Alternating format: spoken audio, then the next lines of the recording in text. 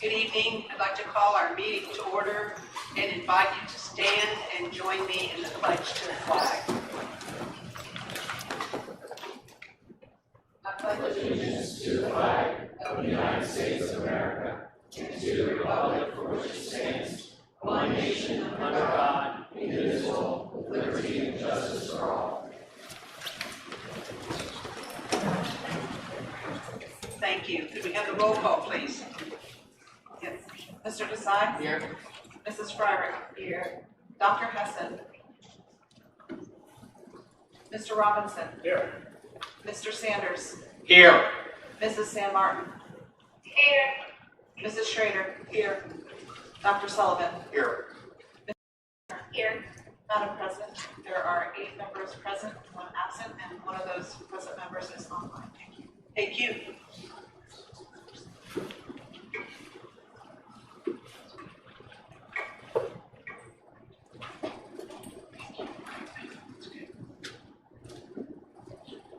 This is your reminder to please silence your cell phones. We have no public comment for the first opportunity, so I'll skip that direction and move on to the student board representative. Hi, Makai, welcome. Hello.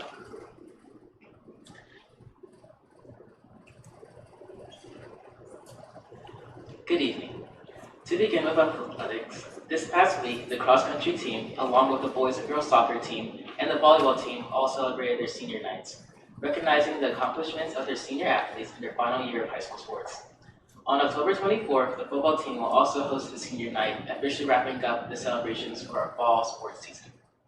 Additionally, junior Maya Wolpert from the girls soccer team was recently voted Athlete of the Week after scoring a goal and assisting two others in the team's win against Eastern. Both the boys and girls soccer teams have qualified for counties, as has the cross-country team. In golf, Vivian Powers placed 5th at districts and will be representing York Suburban at the state level competition. In closing activities, on October 23rd, the high school's music department will host its annual fall music concert. This event will feature a variety of performances, including rock and other music genres. Presented by the band, orchestra, string ensemble, and choir. Last Friday, the marching band also hosted its annual band night, where 7th and 8th grade middle school band members joined the high school band to perform during the pregame and during the stands. In the event, it was very successful and continues to be a great way to inspire younger students to join the program in future years. Additionally, this past Saturday, the marching band competed and earned first place, along with other awards for high percussion and high guard in the Southwestern Cavalcade. Also, the cast and crew of Radium Girls have worked very hard over the past few weeks to prepare for the upcoming production. The play will be performed on November 6th, 7th, and 8th, and the students will love to see school administration and board members come out to support the theater program by attending one of the shows. As we move further into the school year, many clubs and organizations have been holding elections for its leadership positions. The National Honor Society recently held its vice president elections, where I was honored to be selected as vice president for this year. This also means I'll be serving as president for the next school year. I'm looking forward to see how we can improve to become even better. Lastly, to conclude, Mr. Duffy's financial literacy class spent time creating personalized thank you cards for every member of the high school custodial staff in recognition of Custodial and Buildings and Grounds Appreciation Day.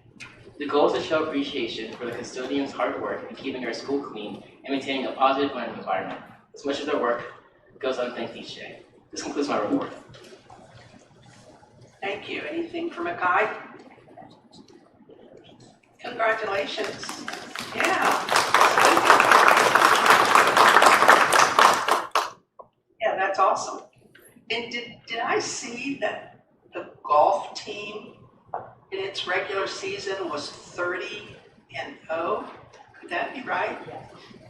That's amazing to me to have a undefeated season. I like that. I just wanted to give them a shout out. Anything else for Mackay? Yeah, Mackay, I just want to say thank you for putting this together every board meeting. I mean, everybody that sat in your seat, again, putting the time in is important and valuable to plug in with the student community. But this is kicking it up another notch and really differentiating yourself. So that's a skill set that can't be taught and will serve you well moving forward. So keep it up. Thank you. Yeah, absolutely. That's a good point. Thanks, Mackay. As far as the board president report, just a reminder to please use your microphone.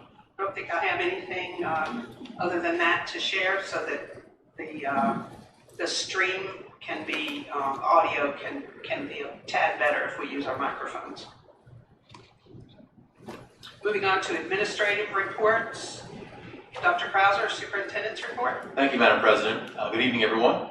We are continuing our celebration and recognition of the many, many groups that go above and beyond supporting and enhancing our programs, both in our clubs and activities and extracurriculars, but also in our school buildings. And this evening, we have some guests joining us from the elementary PTOs and our middle school PSO. It's a great opportunity to recognize the hard work and effort they're doing and share some of the progress they've been making. It's also an opportunity for us to use it as a recruiting tool. As I've said before, finding volunteers is very, very difficult. And anytime we can potentially get more individuals involved in the schools and work with our PTOs, it is greatly appreciated. So I'm going to begin with Ms. Lauer. I believe she's might have a team with her today for the Valley View PTO. Yep, I see Mr. Quinn there as well. So let's have Mr. Quinn and Mrs. Lauer join us from Valley View PTO, please. Hi, welcome. Is it on? Can you hear me? Go closer. Good evening.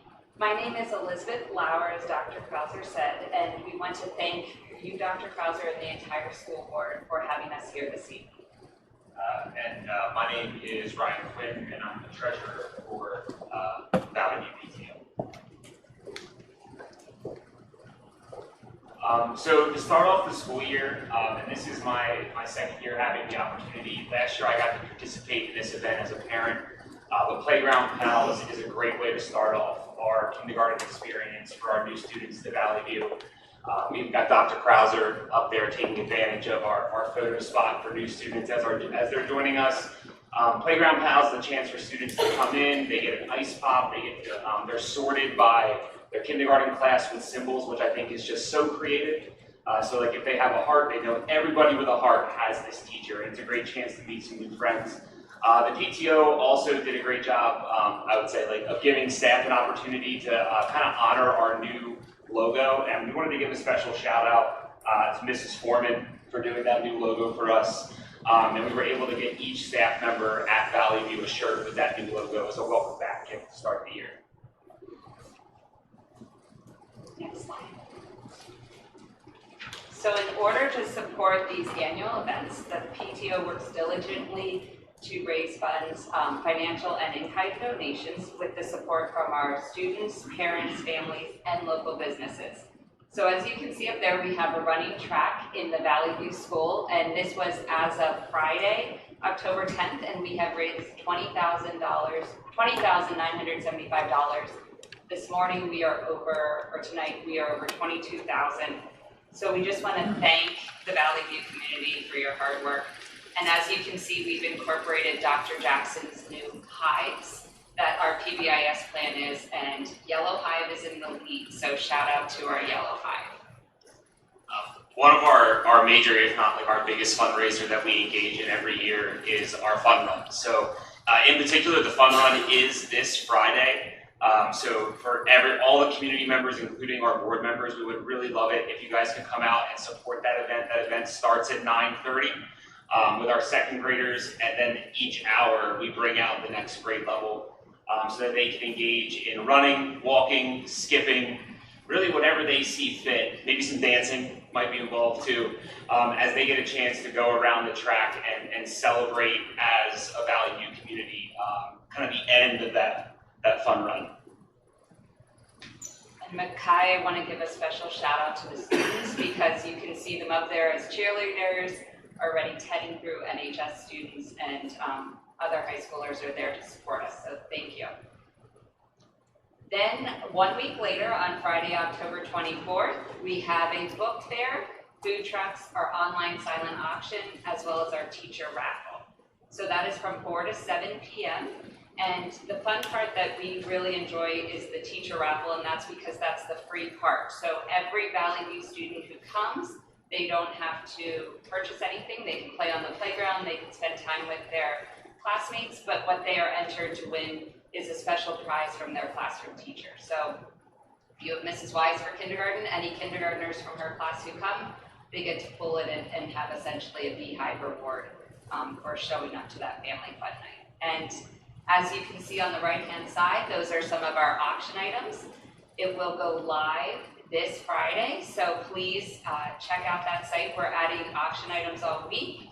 So if you want to look at that on Friday, October 17th at 7 a.m., you can start your bidding. Yep. And I will add that if you are a barbecue fan, that first food truck that's listed up there, if you check them out online on social media, their barbecue looks pretty fantastic. So might be a great way to get a meal and come out and support a great cause. And then go to the football game. Yeah.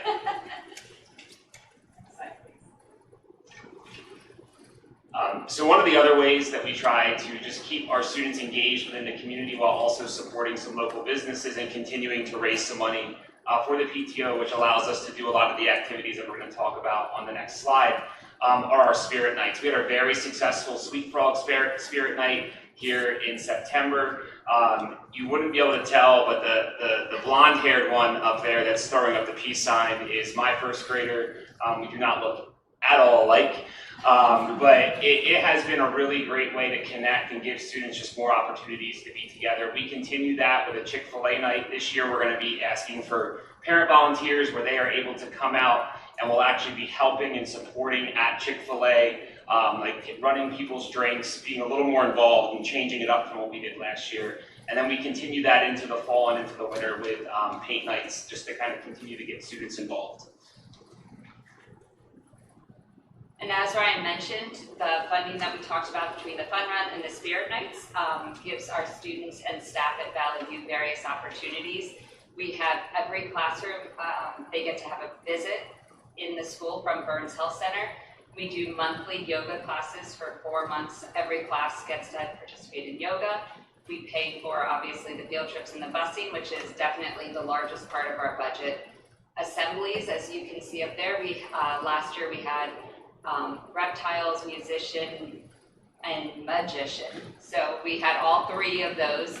And then one of the things that is near and dear to my heart is our staff appreciation events. The dedication and commitment that our teachers, paras, custodial staff, administrative staff give day in and day out. Today was an example. We had conference lunches, so there was a taco bar at Valley View today. And this kind of just rolls right into our spring events. So, but beyond speaking about the Staff Appreciation Week and kind of honoring what each of those integral people do as a part of Valley View, we also offer some other spring events. The Spring Arts Night is absolutely incredible. The talent to see on exhibition of all of our students and the dedication that the teachers put into it is great. The Scholastic Book Fair, we have the book fair coming up at the family night, but we also do a book fair in the spring. And then there is the tradition that I was introduced to, not being familiar with York Suburban, and my son starting to hear about the idea of the quilt and just how incredible that is and what that represents to both the kids, but also their parents and the community. We do Beach and Bubbles, which is just a fun time for kids. I mean, who doesn't like to go relax outside and blow some bubbles? And then that kind of culminates at the end of the school year with the second grade celebration and giving them a sweet treat to kind of celebrate their journey on from Valley View to their next school. So we just want to thank you all for having us here tonight, hearing about us, and if anyone is interested in helping, we will always welcome volunteers, and we hope to see you all on Friday at the Fun Run. Thank you. Thank you.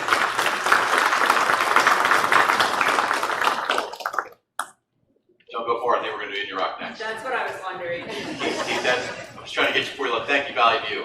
And we're just going to have Elizabeth keep going with Indian Rock as well. You've got a team with you, which, again, as the theme has been said repeatedly, a lot of work, a lot of bodies involved to make these wonderful things happen. It certainly takes a team to do that. So I'll let everyone know my little secret. Orange is Valley View, black is Indian Rock. So we'll pull out Indian Rock. I have a different hat on. Yes, exactly. Exactly. So as I said, thank you again, Dr. Krauser, for having us. My name's Elizabeth, and I have the honor of being president of 2 PTOs. Elizabeth is amazing doing this job for 2 schools. I'm Emily Knoll. I am the vice president of the PTO at Indian Rock. And I'm Andrew Ruth, and I'm the secretary of the Indian Rock PTO.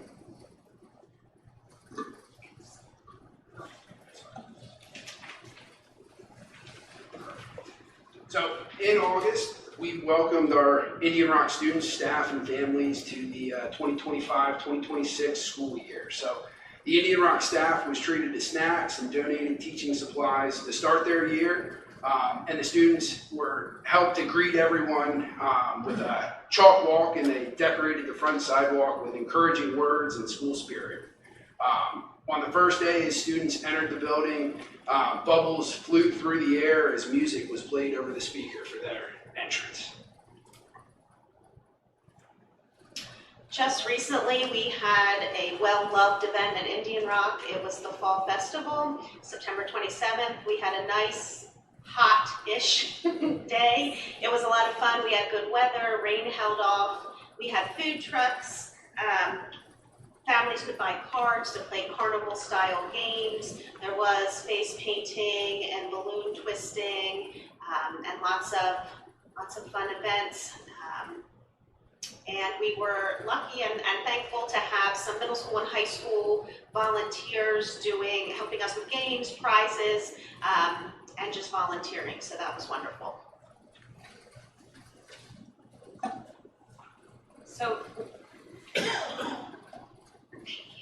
So as Emily mentioned, we had 2 food trucks there. There was also sand art, you can see it in the bottom. And then as the kids played the carnival type games, they could win tickets. And you can see our prize table up there. Unbeknownst to me, the cakewalk used to be a tradition at Indian Rock for the Fall Festival, so we brought it back this year. It was very popular. The students could do a punch on their game card. And we were just blown away at the excitement of the cakewalk and the cakes that were donated from our Indian Rock community. So again, a huge thank you not only to the student volunteers, but also, as you can see in the picture, the many parent and staff volunteers that just made that day such a success. Each year, the Indian Rock PTO works with the classroom teachers to facilitate the fall and friendship parties. Depending upon the teacher's choice, the PTO will find volunteers, will help to plan the events, and/or support as needed. We are looking forward to our upcoming fall parties that will take place on Thursday, October 30th. The PTO works to provide opportunities to our students and staff, such as assemblies, yoga, field trips, Burns Health Education Center visits. We really and truly appreciate the dedication and commitment of our teachers and staff, and strive to support them throughout the year. What you see here on the screen or on your presentations is Miles in the Morning. That, if I'm correct, is a 2-day-a-week event where students at Indian Rock can walk in the morning and have some social time with friends, but also get some exercise, and that program has started this week. So in December, we're looking forward to several big events. We'll have our Penny Wars. In the bottom right-hand corner, you see the coins. What we do is, it is an Indian Rock tradition for students to raise money, and those funds go to our Indian Rock families who could use a hand up during the holiday season. So it's a way that we give the money raised to the office and guidance staff, so the students don't know who is being helped, but they get a little extra something for the holidays. Then at the end of that week, on Saturday, December 6th, we invite you out to our Scholastic Book Fair at Indian Rock, as well as our Maker's Mark. And Dr. Krauser and the board, we appreciate that you're letting us continue this tradition. What it is the Indian Rock students have the opportunity to make something, sell something, and then do the whole transaction and process of purchasing. So they have the concept of, okay, if I want to make bracelets, how much do those materials cost? And how much time does it cost to make it? So it's a really great business skill for 3rd, 4th, and 5th graders. And then it's fun for them to market it at the Maker's Mark.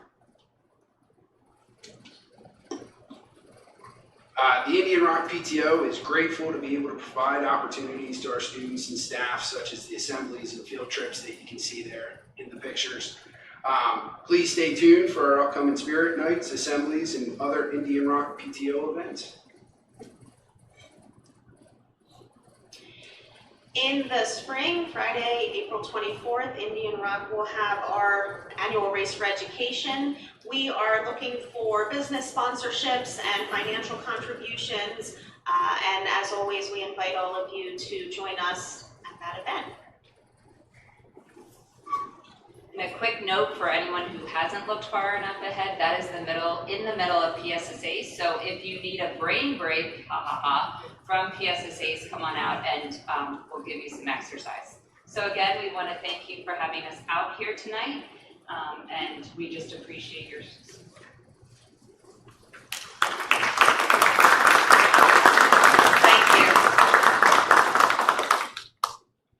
very much. We did have a conflict with Yorkshire this evening. They send their regrets, but they just couldn't coordinate some times. But we do have East York here, and I believe both April and Megan are going to kind of come up, which is great. And I, kind of in an effort to celebrate Yorkshire, you see the themes. There's lots of activities that have happened, but we're not done. There's lots more ways to get involved, and I know we're going to see more of that at East York. Thank you, ladies. Hi, ladies, welcome. Hi. So I am April Balon, and I am the president at East York PTO. I am Megan Ford, and I'm the secretary. We offer school assemblies twice a year, usually in the fall and in the spring. And last year we celebrated World Kindness Day with a dance and glow party with Prismatic Magic. It was really loved. The kids enjoyed having glow bracelets and wonderful music and like the theme of how to be kind to one another. And then in the spring, we invited out Dialed Action BMXing, and it was a request from the teachers to please bring that one back. It was really cool. They talked about anti-bullying, and you can see in the pictures, they did some tricks over top of some of our staff members that we really appreciate them participating. It made the kids go wild. They were really loving the whole assembly. They stayed locked in. We also do field trips. We offer to pay for the busing for these outings. And then we have the 5th grade that goes to Landis Valley Museum. That's going to be coming up at the end of this month. 4th grade will go to Reading Museum. And then 3rd grade goes to the State Museum of PA. Last year, we added in the Burns Health Center field trip for our 5th graders to attend a Drug Smart and CyberWise program. We found it pretty important to have those conversations in an educational way because those topics come up kind of often, pretty early. And then we also have the combined 5th grade field trip celebration that we also pay for the busing and for the swimming if that's what they're choosing to do. Our book fair we do twice a year, and this picture just shows all the goodness that can come from running a book fair. So all the books that you see on the cart and the tables is from our community, either purchasing an extra book for a staff member or from getting donations for Share the Fair. And then we turn around and use those funds to give books to kids that were unable to purchase them for themselves. And past year was a pretty outstanding year with the amount of books that we were able to hand out. Okay, so these next few slides are just some of the events we kind of have throughout the year. Just kind of add in some fun days throughout the year outside of fundraising and assemblies and such, and I have to just shout out our president, April, because she's the brain power behind a lot of these events. I just show up and ask what I can do, but April's kind of the mastermind behind this stuff, and it's just awesome to see the stuff she comes up with. So Pumpkin Day is one. I feel like you kind of felt this up at Yorkshire, right? You're like, these kids need pumpkins. And it's something that I think a lot of the families, don't really think much of, but the number of kids that you said we saw that day that don't go out to a pumpkin patch in the fall and pick their own pumpkin, is something that we didn't really consider, and a lot of them were so excited. So that's something that April's like, we have to do this every year. It's something that we just, it's an extra smile on the kid's face. We load up the pumpkins, we bring them to the school the night before, we set up a little courtyard in the middle of the school. It's a lot of pumpkins. Borrowed a shopping cart from Wise and loaded it into my van, it fits, and we just drive around the school loading in pumpkins to the courtyard. Yes. And shout out to Flinch Balls for giving us a donation of pumpkins or a discount every year. We really appreciate that. Yeah, it's awesome. Coming from local pumpkins, so that's just something fun we do, and a lot of the kids have fun. Some of the teachers do something in the classroom to decorate, otherwise they're just taking them home and it's something fun for them to do. And then also the same time of year, trunk or treat. We have a trunk or treat this year, the 29th, so coming up this week, and that's another thing the PTO kind of gets behind. Organizing all the trunks, purchasing the candy. We give candy to everyone that volunteers to decorate, and it's just so fun seeing everyone's creative side come out. And it's just, last year was my first year at East York, and it's just a fun community event to have all the kids come together in their costumes. This year we are adding food trucks, which is something fun, get out of dinner that night. And it also lines up with our book fair this year. So there's going to be a lot going on. We kind of like lining up the book fair with another event. So get people to school for a couple things. And then in the winter time, we like to do something else. Our cookies and cocoa night lines up with the Music Boosters event at the school. You know, they kind of have their performances throughout the night, so then the PTO supports by having games and crafts and cookies and kind of make it like a fun winter themed night. So that's something kind of before we get ready to break for the holiday season that the kids really enjoy. And then another thing that we like doing is the 100th day celebration. Kind of, you know, in the early years, they kind of do theme nights or theme days at school, but now the direction we're kind of taking it is what can we do that kind of circles around celebrating 100 days. So we kind of create a competition and a drive for all the students to bring in to get to 100 items that we can donate. And this year we supported, or last year we supported the Impact Pantry, which is what I think we're planning on doing again this year. And it's fun. There's a display right when you walk into school so that students can kind of visualize what 100 items look like. You know, it's probably a lot more than what they're picturing, and all of that goes, you know, back to the community. So it's kind of a lot of competition, but yet they get to give back and kind of feel that side of being excited about 100 days. A few other things that we like to do throughout the year is offer a directory for our families. They can put in as much or as little information as they'd like, and that way the parents can contact other parents and invite them to birthday parties or have play dates, or if they just want to connect with another Pink family or another adult, they're able to do that. We offer every child at the end of the year a free yearbook. They really enjoy that one, and they get to get signatures from their friends. We participated in the homecoming parade with our Spike and our really large dragon that is so cool to see every year. And then the bottom right, we have a skate night that we do in conjunction with Yorkshire. We get our families together, we rent out this skating rink, and then families are only responsible for renting skates. It's a really cheap night that you can do during the cold months and have fun as families.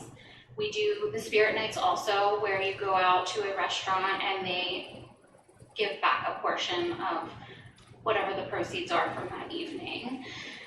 And we have offered meals to our teachers for teacher appreciation. We just had one last week during conferences before they started in the evening. We got them Panera and they loved eating from there. At the beginning of the school year, we restocked the bathrooms for them with some items because everybody knows the feeling of walking out of the door and forgetting something that you might need. Last year, we celebrated Pie Day. We got a donation of pizza pies from Domino's, and we had families send in different flavors of pie and all things round. We had round fruit and cookies and anything round to do with pies. And for Teacher Appreciation Week, we had a coffee truck and we had a parent make candied grapes and fruit roll-ups, and we had the kids write on cards something about their teachers or a staff member that they really loved. It was really hard to pick which one because there was one student that wrote about a teacher about their head being so shiny, and so that was really cute, but let that one go. But we really enjoy celebrating the teachers throughout the year. We're gonna celebrate with an apple bar coming up next week because it'll be National Apple Day, and so that'll be fun. Then we had our Spikes Ninja Warrior that came to an end on Friday. This is a really huge undertaking for anybody that hasn't had to put together a fundraiser, but it is a whole lot of fun connecting with the kids and the teachers, and then the day of just seeing all the family support that comes and how excited they are. This year we invited Chief Fireman Heilman. He's a battalion chief, and I just never know how to say his name appropriately. But he ran a station where kids got to carry a fire hose, and then they got to carry or like drag a sandbag. And he talked about working in partnership and how if you see one of your friends struggling, how firemen also have to know when they need to help step in. And it was really cool just to see the excitement and the laughing and the smiles from the kids when they were at his station. So that was a lot of fun. We went well above our school goal of $15,000, and we met our stretch goal and have since then even went a little further. We raised a little over $18,000, which is really great. It's a higher number than we're used to at East York, so we're pretty excited to celebrate a little more as the year progresses with that. And to the left, just a shout out there, was our sponsors that we had this year, so thank you to them. And then finally, just a big thank you. Our PTO really is truly grateful because we couldn't do all these little fun things without the incredible support of everybody in our district, all of our administration, our teachers, the staff, even the volunteers and the students. It's so important just to have their excitement and to see them run home to their parents and be like, Mom, Ninja Warrior's happening, sign me up. Yeah, and we just appreciate like that extra little plug from them aside from us sending emails and talking points. So students, parents, guardians, anybody in our community, all of your kindness, your time, your dedication, it makes everything possible. So from the bottom of our hearts, thank you very much. Thank you. Thank you. I think it's appropriate for us to give a round of applause to all of these hardworking volunteers.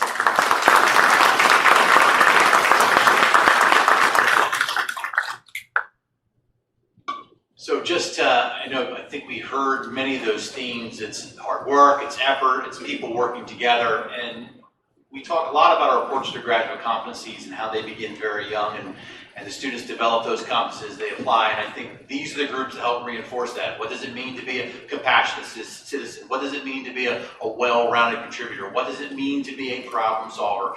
And these activities, although described in fun and exciting settings, they're transferable skills that these students are developing early. It's thanks to the PTOs, the parents, and the volunteers that help make that happen. So we greatly appreciate that.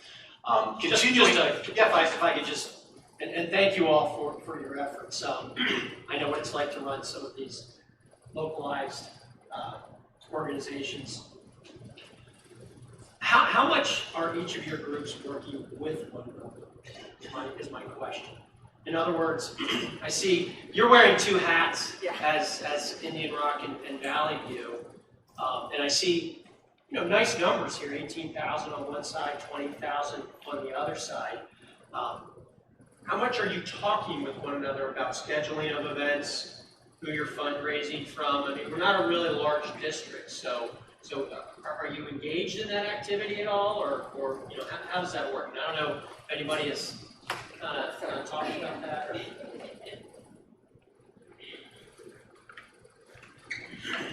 We actually got together as a group and kind of talked about and planned a little bit at the beginning of the year, and it was really nice. And I think we have pretty great communication, and we, shout out to Dr. Bedell because we can also just add her in whenever we need to bring something together. And we also, I think, we bring different ideas because we're all different people. And so one of the things we were even discussing right before the meeting is oh, I hear you do this. I can't wait till we can do this together. Or I hear you do this. And so it's pretty fabulous, talking to one another. You're absolutely correct. Yeah.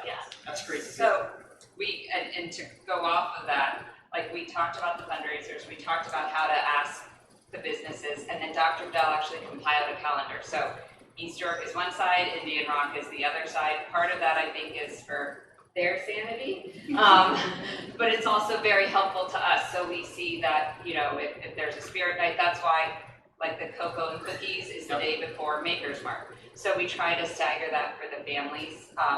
We're definitely doing it more at the intermediate level.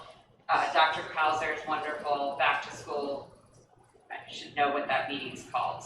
Whatever that is, when we all getting great minds together is what we call it. So in other words, James, that's when we're able to meet with all of the PTOs and PSOs, so we're able to collaborate before that year begins. But like April says, And it helps that we started to know each other back when our kids were in preschool. Sure. So, Yeah, I think it's important, and I've been saying this pretty consistently on the board for many, many years, because I know it's hard.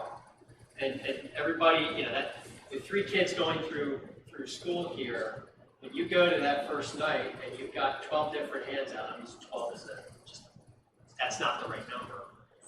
It's kind of like, well, I don't know what that organization does or that organization. I mean, I can remember, you know, my neighbor was the PTO at Yorkshire, and he told me they fundraised one year, and I said, well, what did you use the money for? He says, we bought Chromebooks. And I said, well, wow.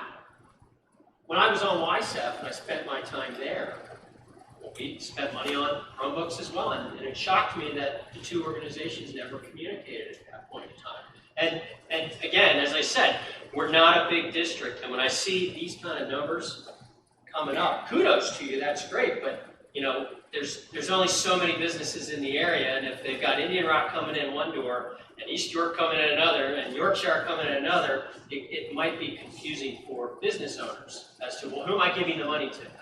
I feel we pretty much stay like, one, I could speak for Valley View, that we ask our parents if they want to be business sponsors. So that would be something there.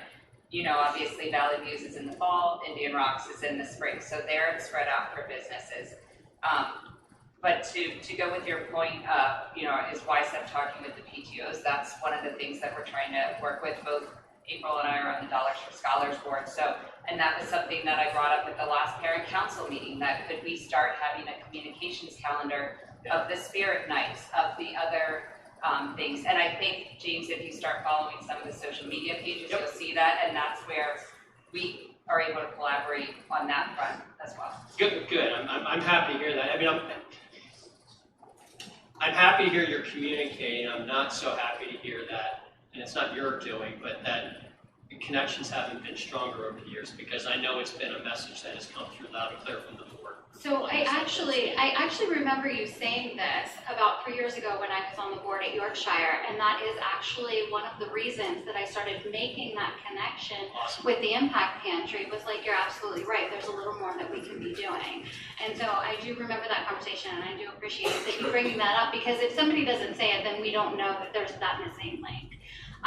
As far as businesses go, though, we do send out donation letters, and we are specific with which group we are asking for and what specific event we're asking for. So I'm pretty sure the businesses will know where their money is going. Great follow-through. That's fantastic. And if you saw on the first page of the Valley View slide, at the end of the year, we also finish it up by saying this is what we have paid for this year. So we can circle it back, and when we go to solicit, some of the businesses even like to see that visual as well. That's fantastic. I'm glad the dots are getting connected. So kudos. Great. Thank you.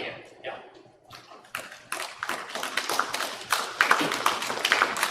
So one more group I'd like to highlight is the middle school. Mrs. Severe had a conflict this evening, so she wasn't able to join us, but she did send some information. I'm just going to read what she had shared. You'll see these same kinds of themes this evening.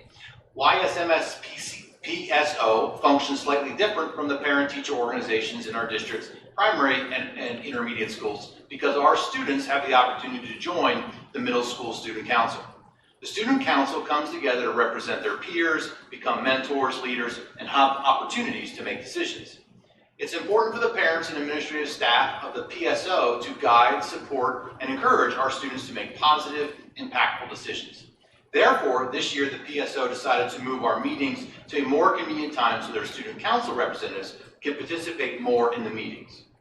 The student council representatives have already made several decisions this year, such as choosing incentives that were earned during their Trojan Takeover fundraiser. This fundraiser was a huge success. The students' goal was to raise $14,000, but the community exceeded that amount and raised over $20,000. These funds will be put towards events for our students at YSMS, and some examples include field trips, educational speakers, fun day, dances, and teacher appreciation. The students have also started making decisions for their fall dance theme and activities. In closing, the YSMS PSO is a true testament to team collaboration. I'd like to take that opportunity to recognize and send gratitude to the administrative staff led by Dr. Snedden and Mr. Laudeman. Mrs. Beck and Mrs. Drehus, who lead the student council, should also be recognized. The students themselves, along with their amazing community that continues to come together through donations and volunteering. So again, shout out to the middle school PSO, which operates a little differently as it begins to meld in the students, which then moves into the high school program. As we've heard before, they start to lead a lot of those activities. So again, an appreciation and thanks to the parents, their organizations, the volunteers, the guardians, and they support that. And we appreciate your time and energy to continue making those experiences for our students and our community more impactful. And if they have, I know, many other things going on, there's no questions. That gives them an opportunity to exit stage left. Thank you. Thanks very much for your time and energy that you devote to our students, and thanks for coming tonight. That does conclude my report this evening. Okay, moving on, Chief Financial and Operations Officer, Mrs. Kendick. Hi, thank you. First up are several items for discussion, which we'll be asking for approval at our next meeting on October 22nd, or excuse me, 27th. The first one is the facility rental agreement with York College to use their Bunker Sports Fitness Center for the swim team's regular and potential postseason practices and competitions at $182 per session. All that said, with all the practices and meets and things, we anticipate it costing just under approximately $16,500, give or take some, depending on what our postseason looks like. The second item is an agreement with Vision Fillers for 40. Do you want us to ask I'm sorry. about each agreement, or? Sure, I can Did you pause. say, yes, Mr. Sanders, thank you. It's like, okay, guys, Madam President. Did you say 16 or 60? 16. 16,000 is the cost to use the York College facility, is what you're saying? For the season, correct. 182. With potential postseason.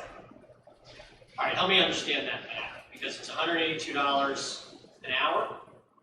No, that would be for a practice session. That Practice yes, session. that includes Okay. 2 hours and 2 hours of a lifeguard. Okay, so I've got 17 5-day weeks at 2 hours a day, and then I've got 14 days on top of it. That's inclusive of all the Saturdays and stuff weeks, right? Is We're that? factoring in on about 90 Okay. sessions. Okay. What was our annual cost to operate the operating cost to operate? I don't have that figure off the top of my head because it was all spread out through, like we didn't, Was it 16,000? it was probably a little more than that. Or less, depending on It cost the us year less that to I- operate the year? the year that I was here, it cost more just based on some of the issues we had, but until you factor in, there'd probably be an additional utility cost to heat the pool and such, that it would be. Is the district going to transport the students back and forth to your college, or is that on the parents? I believe that's on the families, yes. That's on the families, okay, so no transportation costs would be associated with it. Do they get to use the locker room? I believe they do, yes. Okay, that wasn't clear to me. Sorry. And sorry, the meets, are we hosting meets? We are hosting 3 meets this year. 3 meets, and that's in that number? Yes. Okay. Cost to build the new pool's $12 million? I believe it's less than that. 8 to 12, depending on, yeah. Let's say it's 8 to 12, so. All right, just, rough numbers on that. I mean, 12 million, 8 million divided by 18,000, or $16,000 a year. I mean, that's a lot of years of pool that would have to be used. You've got $100,000 a year, which I presume, are the TAC kids gonna go down there and use the pool? At your college, or is the district not aware of it? They already are. They already are? Yes, they have an agreement, yeah. So you're aware of that? Yeah. Well, is the cost the same? That I'm not aware of. Okay, well, let's say the cost is the same. I mean, still a lot of years of pool to spend money. I'm just, again, using my group that every minute. But anyway, I digress. All right, thank you. Sure, thank you. The second, is an agreement with Vision Pillars for $4,500. This is for a high school presentation. $3,500 of that cost is being provided by a grant through YSF. The next, any questions? The next is an agreement with Ever-Driven Transportation. We've brought several of these before you. It's just for as-needed additional transportation if our normal carrier Reliance isn't able to provide, sometimes in homeless situations or some of our special ed transportations, based on where those placements are, it's difficult for Reliance to meet those needs. So we're always looking for additional providers who can provide transportation for those students. And those costs are outlined in the agreement, and it's based on mileage and everything, and different. So it's hard to come up with a per transportation cost for that. The next item is an agreement with Lincoln Intermediate Unit 12 to provide school-based access program, training support services, and medical billing processing on behalf of the district as requested for a one-time fee of $1,000 setup, and then they would take 20% of any revenue that's generated for that program. Ms. Kennedy, Yes. so could you, just for the benefit of everybody present, what is an SBA? Sure, that is the school-based access program. That's a Title 19 item. Yes, it is Title 19. It is a provision of the Medicare Act, and as well as the Medicare Catastrophic Coverage Act of 1988. It is overseen by the Federal Centers for Medicare and Medicaid, or CMS, and then it's administered by the PA Department of Human Services and PDE.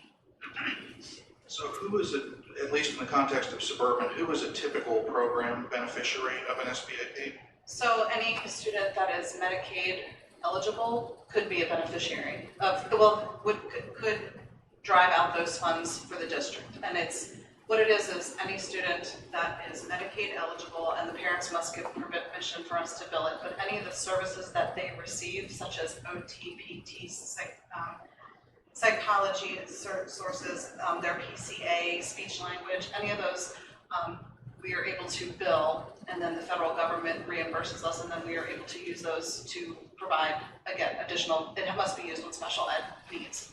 Okay, and they're eligible uses and ineligible uses. Pardon? So there are eligible uses and ineligible uses. Correct, yes, and all of that is done through the program and through the billing and whatnot. And what's referred to here as program revenue would be a payment from CMS and reimbursement of expenses. Correct, to the district. Okay, thank you. Any other questions? Sorry, I gotta go back to the pool. This is why I asked about the hours. So if I looked at the agreement, sure, I gotta go back to the pool agreement. If you go to the appendix,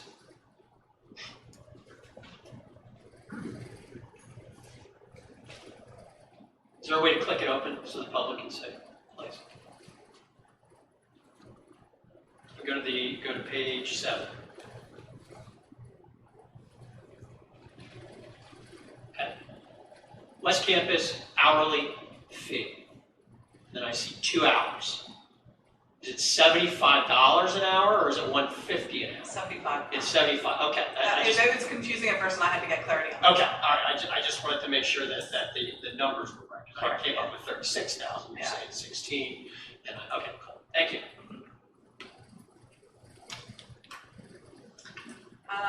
The next item is a 3-year software agreement with Boilerplate.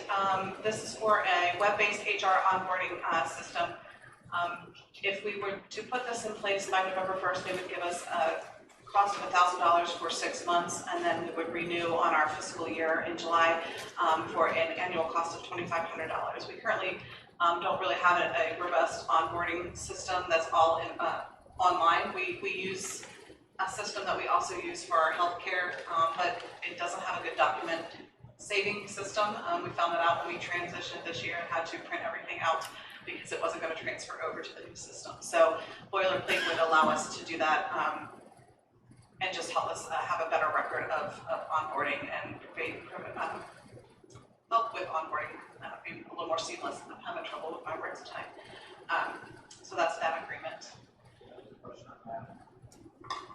So if we sign by November 5th, not only will we get that $500 fee waived, that's why it's $1,000 cheaper for the first prorated year, or $1,000 cost. They would charge us an additional $500 to that $1,000 to do the setup that would take to get the system running, and they won't charge us that setup fee.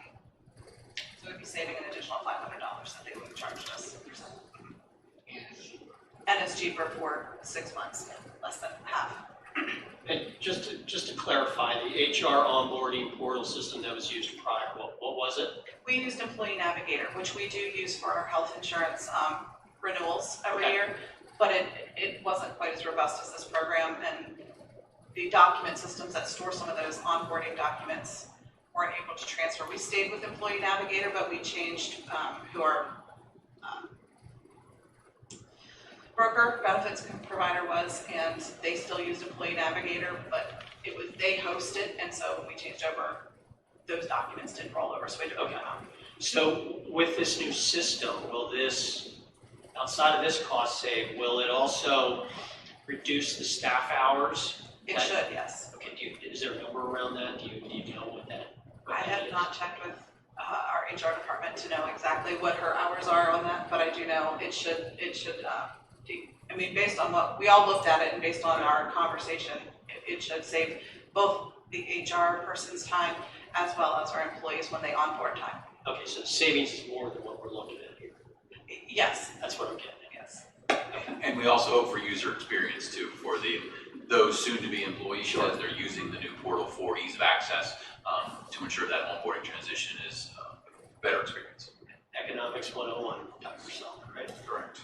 I try to remember some of that from my college days. Is there a discrete component of HR Navigator that we can stop paying for now? Or is it rolled, this It's thing all, that? it's all part of, yeah, there's not, it wasn't, there wasn't an HR add-on to that program, so the cost is what the cost is.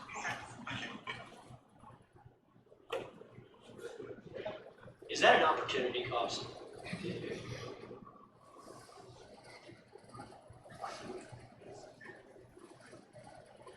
And then the last item is a practical articulation agreement with Walden University, and this is to provide our college students with the ability to complete practical hours, including student teaching with Walden University. So is this a similar agreement to what we just did with Liberty University? Yes, it is. Okay, so it's a private institution outside of the state that will be up for approval next go around. Yes, we have a student, a person that lives in Red Lion, is a Okay. student of this university, heard good things about our district and would like to do their student teaching. And Rebecca, you can help me, they reached out to you.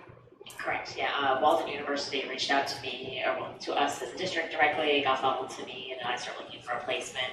The first thing I do is look to see if we have an agreement with the college, and we do not. We currently have 12 different agreements with colleges and universities, most of them being in Pennsylvania. But there's 12 currently that we have agreements. They're usually 5-year agreements. We do not have students in all 12 of those institutions currently.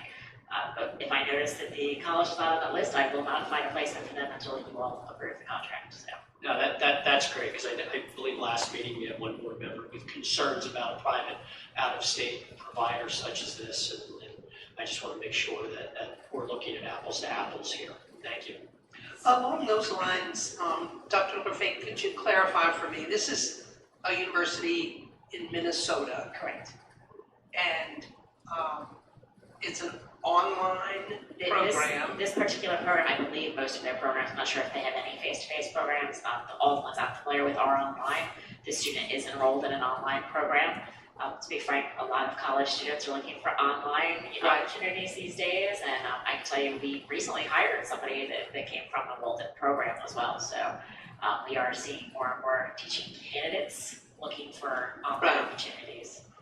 My real question is, how is this person supervised, graded, if you will, online?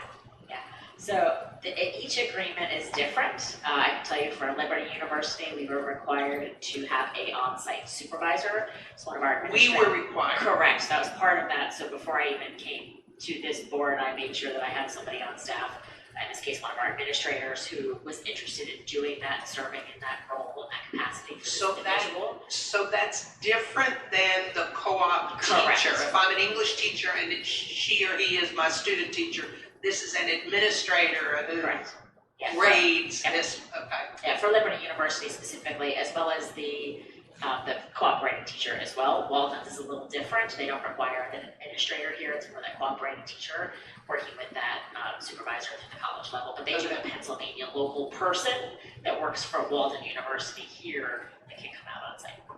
Okay. So each university is a little different, which is why it's important that we check those out before we take Yeah. on a candidate. And I always check before I bring it to make sure that there is a placement, there is a teacher here on our staff and a building that is willing to take on this individual before I even bother coming to this point, so. Is it too hard to say, are these elementary, secondary? They're mostly elementary. This one is elementary. The one for Liberty was special education. She was actually in a master's program for special education. And frankly, that's one of the reasons I was more interested in pursuing that one. It's really hard to find special education teachers. And the harder and harder it is to find teachers, the more open I am to accepting and meeting individuals from lots of different places. As we should be, and thank you for having that flexibility. I think on some levels, we might say, oh, no, we don't do that, or judge, oh, it's just online, so it can't be a good program, so we're not going there. So I appreciate your taking the time and effort to do that research so that we know. Thank you. Sorry to sidetrack here. Just one other brief update before I move on to the next item. There is a little bit of movement on the state budget. The House passed Senate Bill 160. I hope I'm not stealing your thunder, Mr. Robinson. They did pass the budget bill. It is going back to the Senate because they did make amendments, so the Senate has to approve those amendments. It had similar funding to what the governor passed, so he is in support of that. But the House has not made a movement on it yet, so. So actually, I'm glad that you brought that up because I had something I wanted to talk about that's kind of related. Move it closer, yeah. So do you happen to know if in those revisions, do we still have cyber charter reform in there? In this, yes, there was cyber charter reform. So we don't have checks on the agenda tonight because that's a regularly scheduled meeting, but all of the information is out there for someone to look up. However, it is extremely time consuming and confusing if you don't know what you're looking for to find the information when it comes to York Suburban and how much we're spending. So, because I tried to go through today and start compiling some of it to try to figure it out on my own, and I could have spent literally my entire workday if I had. So I'm just thinking, I know we're redoing the website soon. Mrs. Foreman is here if you want to ever chime in, but I'm wondering if we might want to think about including something maybe on the school board section of the website. Compiling the information related to cyber charter, how much we're spending and how many students we have. We get those enrollment reports, and that's kind of what I wanted to figure out is how many kids are enrolled every month versus what we're paying. I think there are misconceptions out there about how much per student we're spending. And I think it would be appreciated if we were to make this information easier to access, both for our community, but also for legislators when we're talking to them about reform. Just saying this is how much money we would save, I don't think is enough. I think it would be great if we had it kind of compiled in one place, but I also don't want to put too much on you. But I know you have the data, and I would hope that it's easier for you to find it than it was for me or for really anybody to go to our website and find it. So I just wanted to bring that up just as a topic that maybe we could discuss as a board, if that's something, I can't tell you to do it on my own. We need to all agree to that. But without that budget being passed yet, and that's the thing, like maybe if that budget passes, we don't need to do this. But if it passes and it doesn't have that cyber charter reform in it, and we need to keep advocating for it, I think it would be easier in the community for us to be advocating that and better understood if we had all of that data in one place. That's a good consideration, something to consider. Let me chime in Mr. here. Sanders. I think that's a great idea. In fact, I think you could probably go back and look at our discussions related to when we were developing our own in-house cyber program during COVID. We have some great data, and Dr. Krause, you and I had a robust discussion in many public meetings about how we're recruiting this 140 to 160 kids back. Because surprisingly, at that point in time, the calculation came out that it was about a $2 to $3 million add back, or money's flowing out of the district, add back to our budget, and that kind of mirrors what our budget deficit is, or structural deficit that we look at on an annual basis. So I know I talked about it at length. How do we get those kids back? or why did they leave first and foremost? So perhaps go back and look at that. And I'm happy to help you with that. I ran a lot of those numbers back then. Dr. Krauser, you did as well. And that could serve as a baseline to assist with understanding what that cyber program is. And Mrs. Turner, I think that's a great idea to put that online. That gives a sense for our local community how much is going out there, and also gives a sense as to why they're leaving. Okay. So may I just get a little bit more clarity from Bob? We're looking for a little bit of two things. We're looking for some raw data, some raw information, but maybe some sort of interactive resource to go out and kind of see some of the advocacy points that you're talking about, maybe what's happening from those advocacy lenses, what's current to specific to YS, kind of both long-term and projections a little bit. That's kind of what I'm hearing. I think that would be on the board site. I think that would be helpful. To echo what Mrs. Turner said, I don't want it to be a burdensome task, but I don't think it sounds like it would be. No, I think we can, we have a lot of that data. It's certainly something we process quite a bit internally, so we can come up with some sort of a prototype that we can bring back. Right. Yeah, and just the educational aspect of it too, even if there's some way for us to kind of educate when it comes to special education students. This is probably the best example because the cost of that education is so much higher and it's flat, even though we know, depending on, as a parent of a student with an IEP, she wouldn't cost as much as another child with a different IEP would. And that kind of, if that budget doesn't get passed with that reform, would be another great point and an educational piece that I think we really need to include. Correct, and there's a lot of fluidity there. Students leave us, general education setting, and then within moments they're identified as having speech or language or some of those others, which then increases that cost substantially.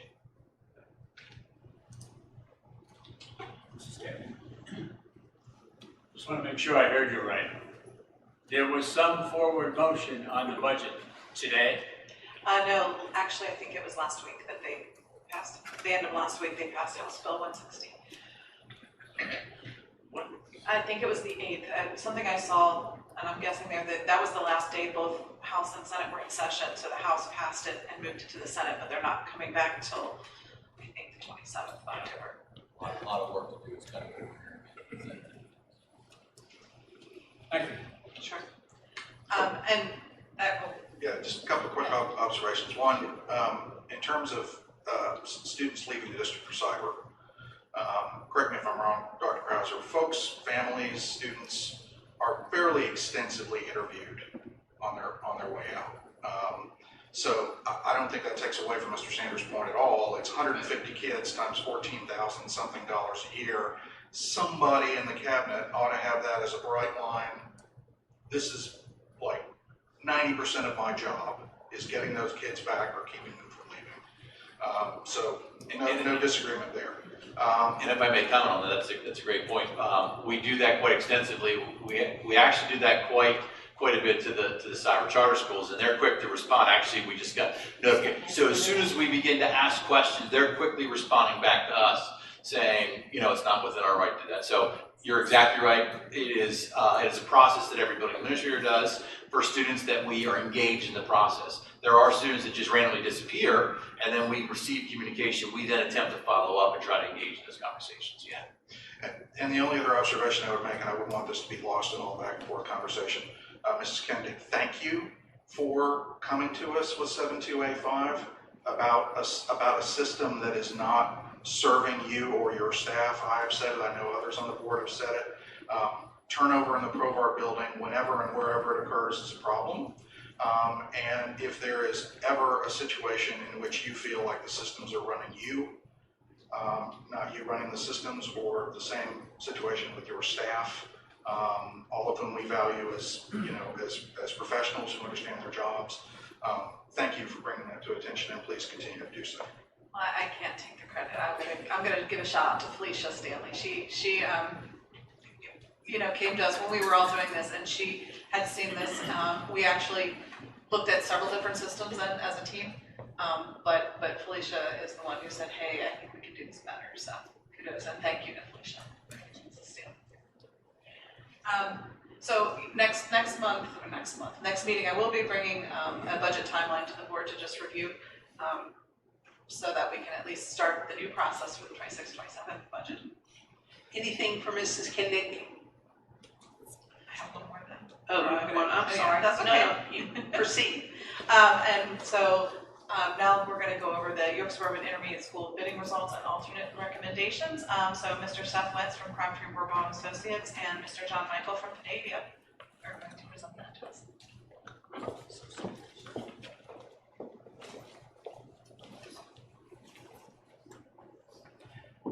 Good evening, gentlemen, welcome.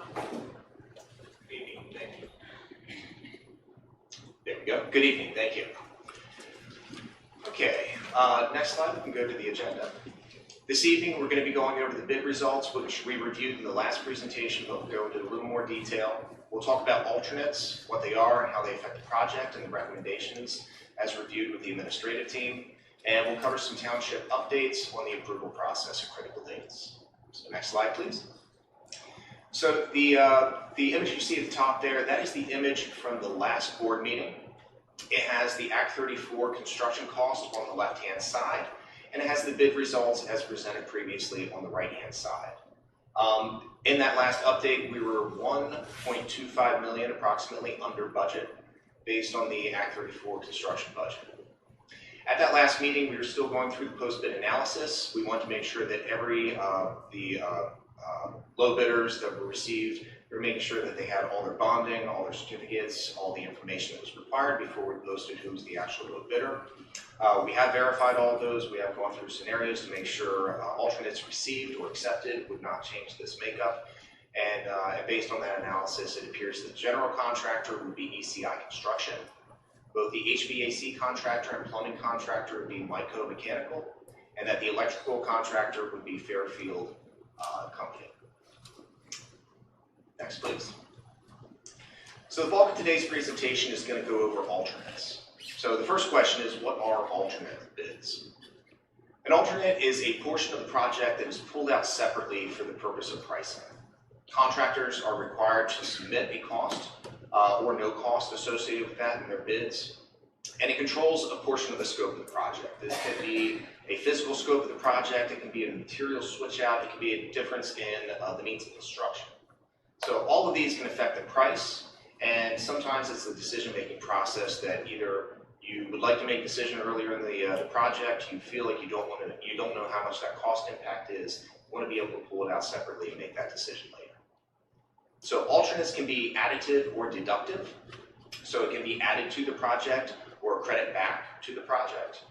And it really provides the owner with options. And like I said, it allows you to defer decisions, it allows you to manage costs of the project, and essentially to adjust the final scope of the project. So the reason we're reviewing this tonight is that if the Board of Supervisors provides approval, the next time we meet, we may be asking for approval of contracts. And with that approval of contracts, you really want to define that scope.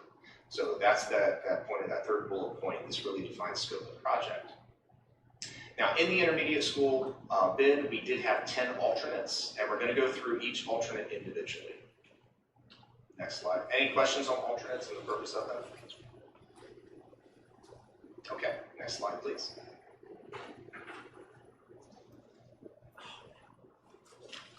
It's all right.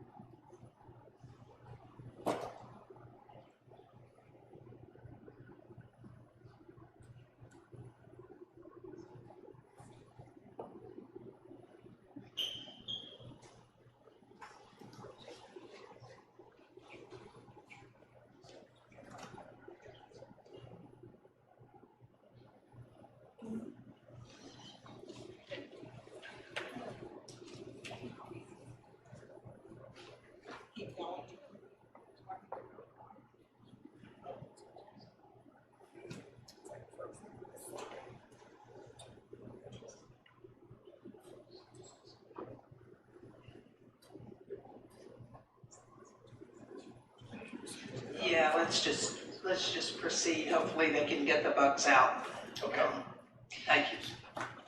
All right, I'll work on describing, since the general public can't see the presentation on the board.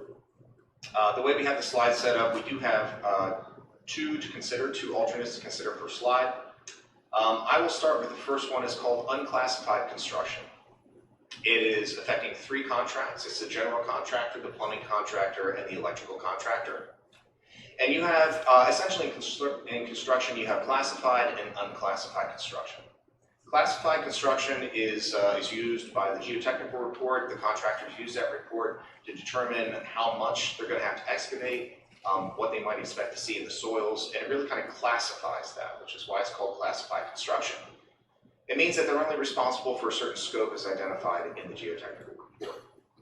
Unclassified means that regardless of what they hit, rock, unsuitable soils, replacement soils, the contractor then takes that responsibility on. Now it comes at a premium, and in this case that premium is $82,000.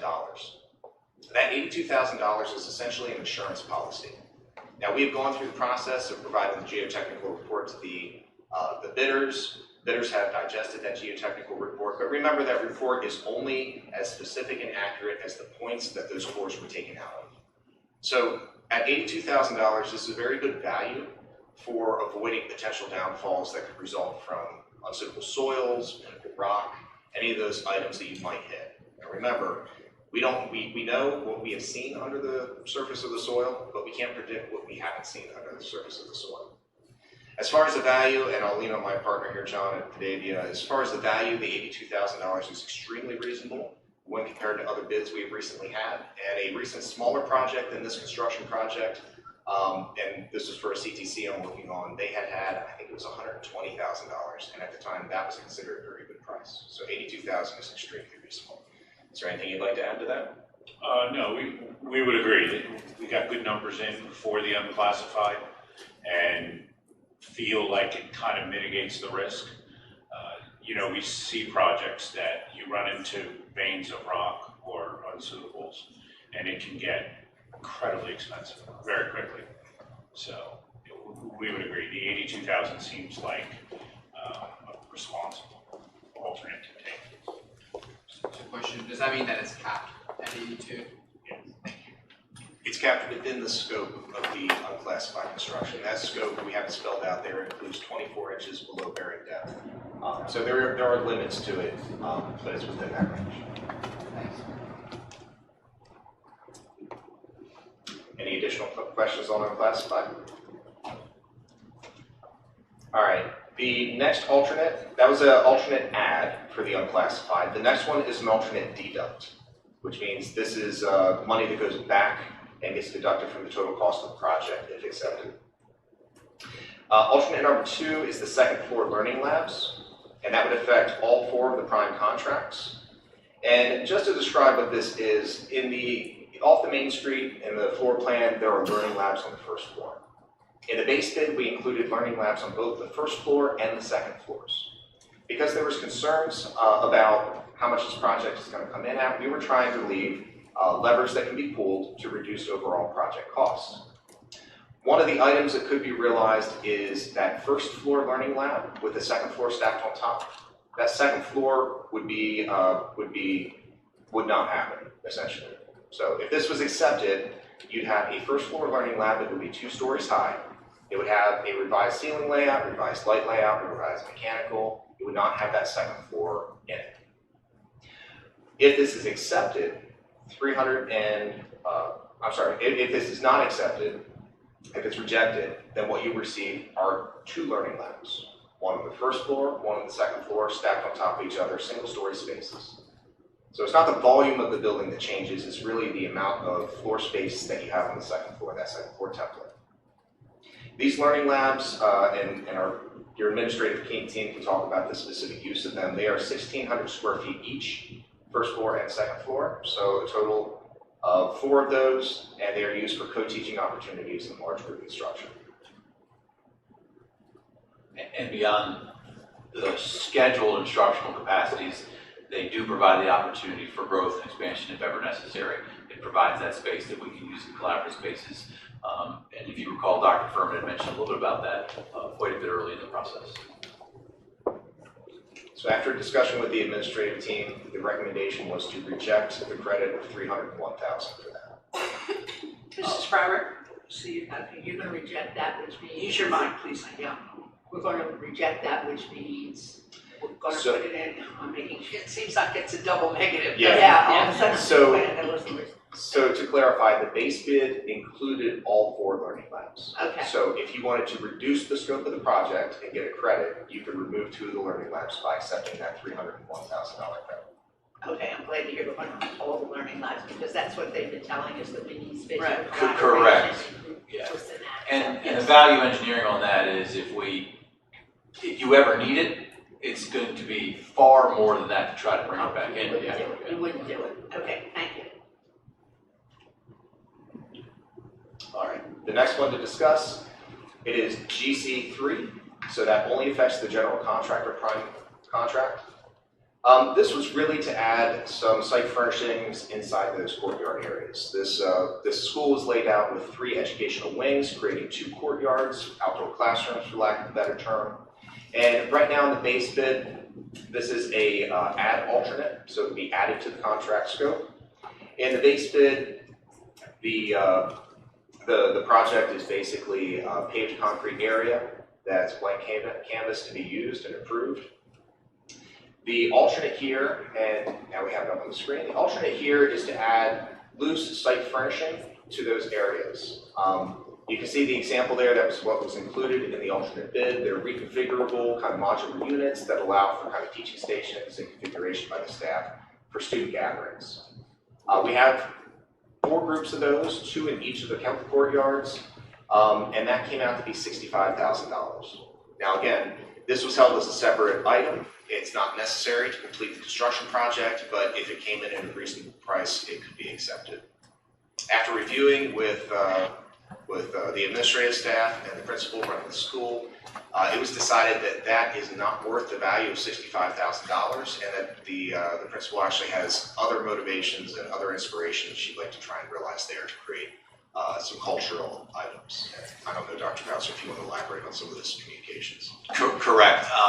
So during our planning process and the focus groups that we were using during the work of the development of the intermediate school, we did a few activities based on some cultural components, and Dr. Bedell and her team are working to how do we engage the students in the utilization of those spaces to bring together cultural components from East York and Indian Rock. And there's some creative ways that she wants to involve students in that, parents, the communities, and as you saw this evening, our PTOs to involve something that the students are a part of.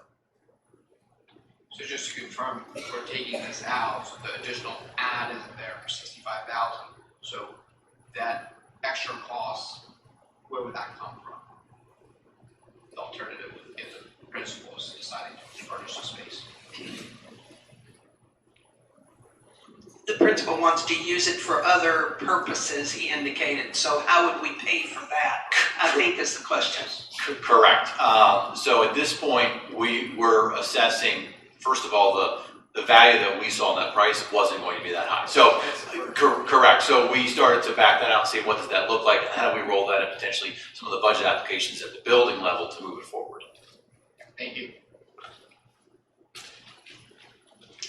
Okay, any other questions on that one? Then on to GC4. This is really a cabinet. It is a key cabinet for all the keys inside the school. It is an electronically controlled cabinet. It would be housed in the administrative suite in the first floor, and it would be key card access, allowing the distribution of keys for substitutes and other purposes to be controlled at one point.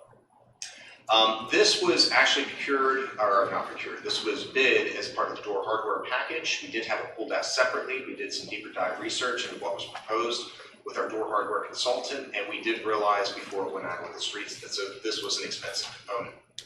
We wanted to see if people would get competitive, bring the price down. It came in at $32,000, and at that price, there are other ways that it can be procured outside the bid package at a much lower cost. So again, we identified a high cost item that wasn't necessary, and we pulled it out separately. questions on that. Not so much on this, but just for the benefit of the folks sitting out in the audience, could you go back one slide? Just so folks can see the layout. I don't want to break the tech again. Just so folks can see the layout of Learning Lab, because they weren't able to see that. One more slide, please. I don't know if that's clear enough for folks to be able to see, but you didn't get to see it before, and I can. So these shots.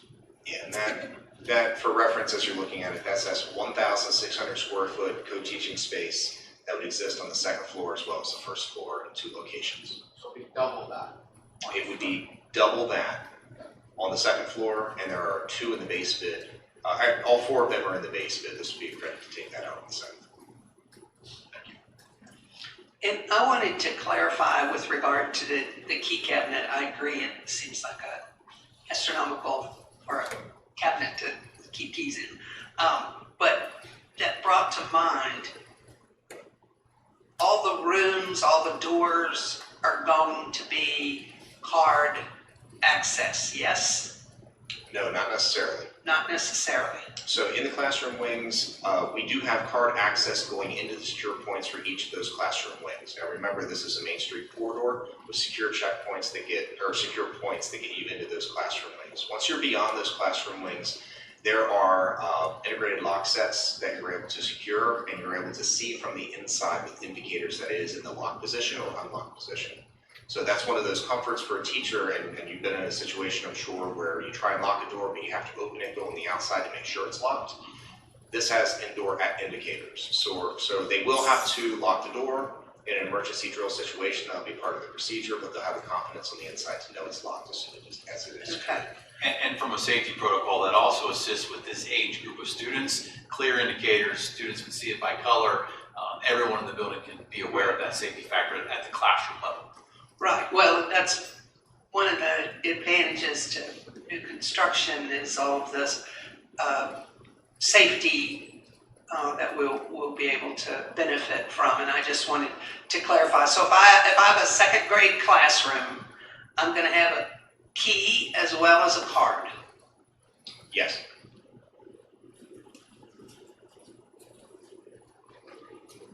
Okay, on to the next one, please. All right, so these two kind of go hand in hand. So these are controls for the building, HC3 and HC4. And you'll see it's the DDC control system, and there's 2 different companies, Dynatech Controls and Automated Logic Controls. Neither of these are the preferred controls by the facilities director. What we have as preferred controls are in the base bid, and they are already included in the project cost. The reason we decided to write it this way is if we only put a single vendor as a required vendor for the system, you don't get an honest price. So these 2 alternates were put in there to keep the preferred vendor honest in their price, give some competition, but also give the district and the facilities director the ability to make sure you can have your preferred control system without having to accept the other 2 systems. So both of these would have been adds to the cost. For the Dynatech, it would be an add of $138,000. For the automated logistics, it was $318,000. So the recommendation is to reject both of these, and the base bid is the control system that the facilities director wanted. What is DDC? I honestly, I'm drawing a blank right now. It is the Direct control digital system. control. I'm sorry, could you say What does again? that control? The HVAC and automation. Yeah, it's basically Johnson Controls is what is currently in the building, and it would be a replacement to the Johnson Control system. Now, Johnson is not the preferred system going forward. Say that last part again, they're not? It is not what's in the base bid. There's a more open source system that was preferred, which allows the district more freedom to control your systems in the future. And just a suggestion, a lot of, like, we have alphabet soup with the educational concepts here. A lot of alphabet items here. It would be helpful if you could put out a decoder ring here on these items for the public, because, yeah, I mean, DDC, I mean, I get the HVAC, the automation aspect of it. I kind of know what that means, but Joe Public's not going to know what that means. So if you wouldn't mind pulling that together, Dr. Krauser or Mr. Wentz or whomever, that would be helpful. Yeah, I can amend the presentation and include the full name and the abbreviations the first time. So the administrative recommendation is to reject both of these, ensuring that facilities gets the system they want, and again, that the system they want came in less expensive. Next, please. All right, this EC3 aluminum feeders. So in the base bid, there was copper feeders included in the main distribution. Aluminum feeders was a deduct alternate. Now, aluminum feeders in the past had issues, and some facilities directors prefer to have the copper feeders just because the past issues created problems. Those issues have been worked out, those bugs have been ironed out. Aluminum is a typical product to be used in these applications. When we received this credit, the deduct for it, More Engineering reviewed it, confirmed this is a very good credit for the aluminum feeders. It's a good number to receive.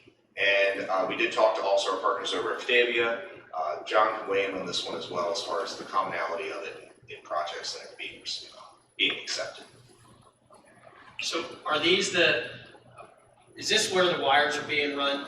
Is that what you're referring to as a feeder? Yeah, these would be like your main Tracks. runs going into your switchgear. Okay, so you're using your aluminum instead of copper is what you're saying? Correct. So an EC is an electrical contractor? Correct. Okay, all right. Bingo. Thank you. This was reviewed with facilities, and Ms. Thompson confirmed this is an alternate that would like to be realized.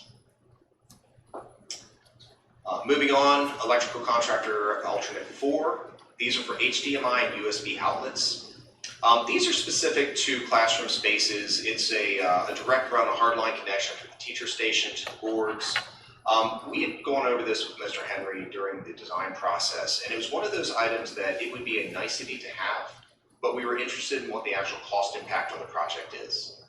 Right now, those connections, a lot of times are wireless, as it may stand right now. And by the time the project is completed, there is already a transition of HDMI to USB-C. Are we putting in technology is going to be antiquated by the time we have the project completed. Now, what is included in the bid here, if this deduct is accepted, is that you would have conduit going from the teacher station to the screen area with string pools. So if Mr. Henry and his team decided to go back in the future and they actually wanted to run hardline cables, they would have the wire pools to pull that through from the location of the teacher station to the screen. So this kind of gives you the ability in the future without having to do it today.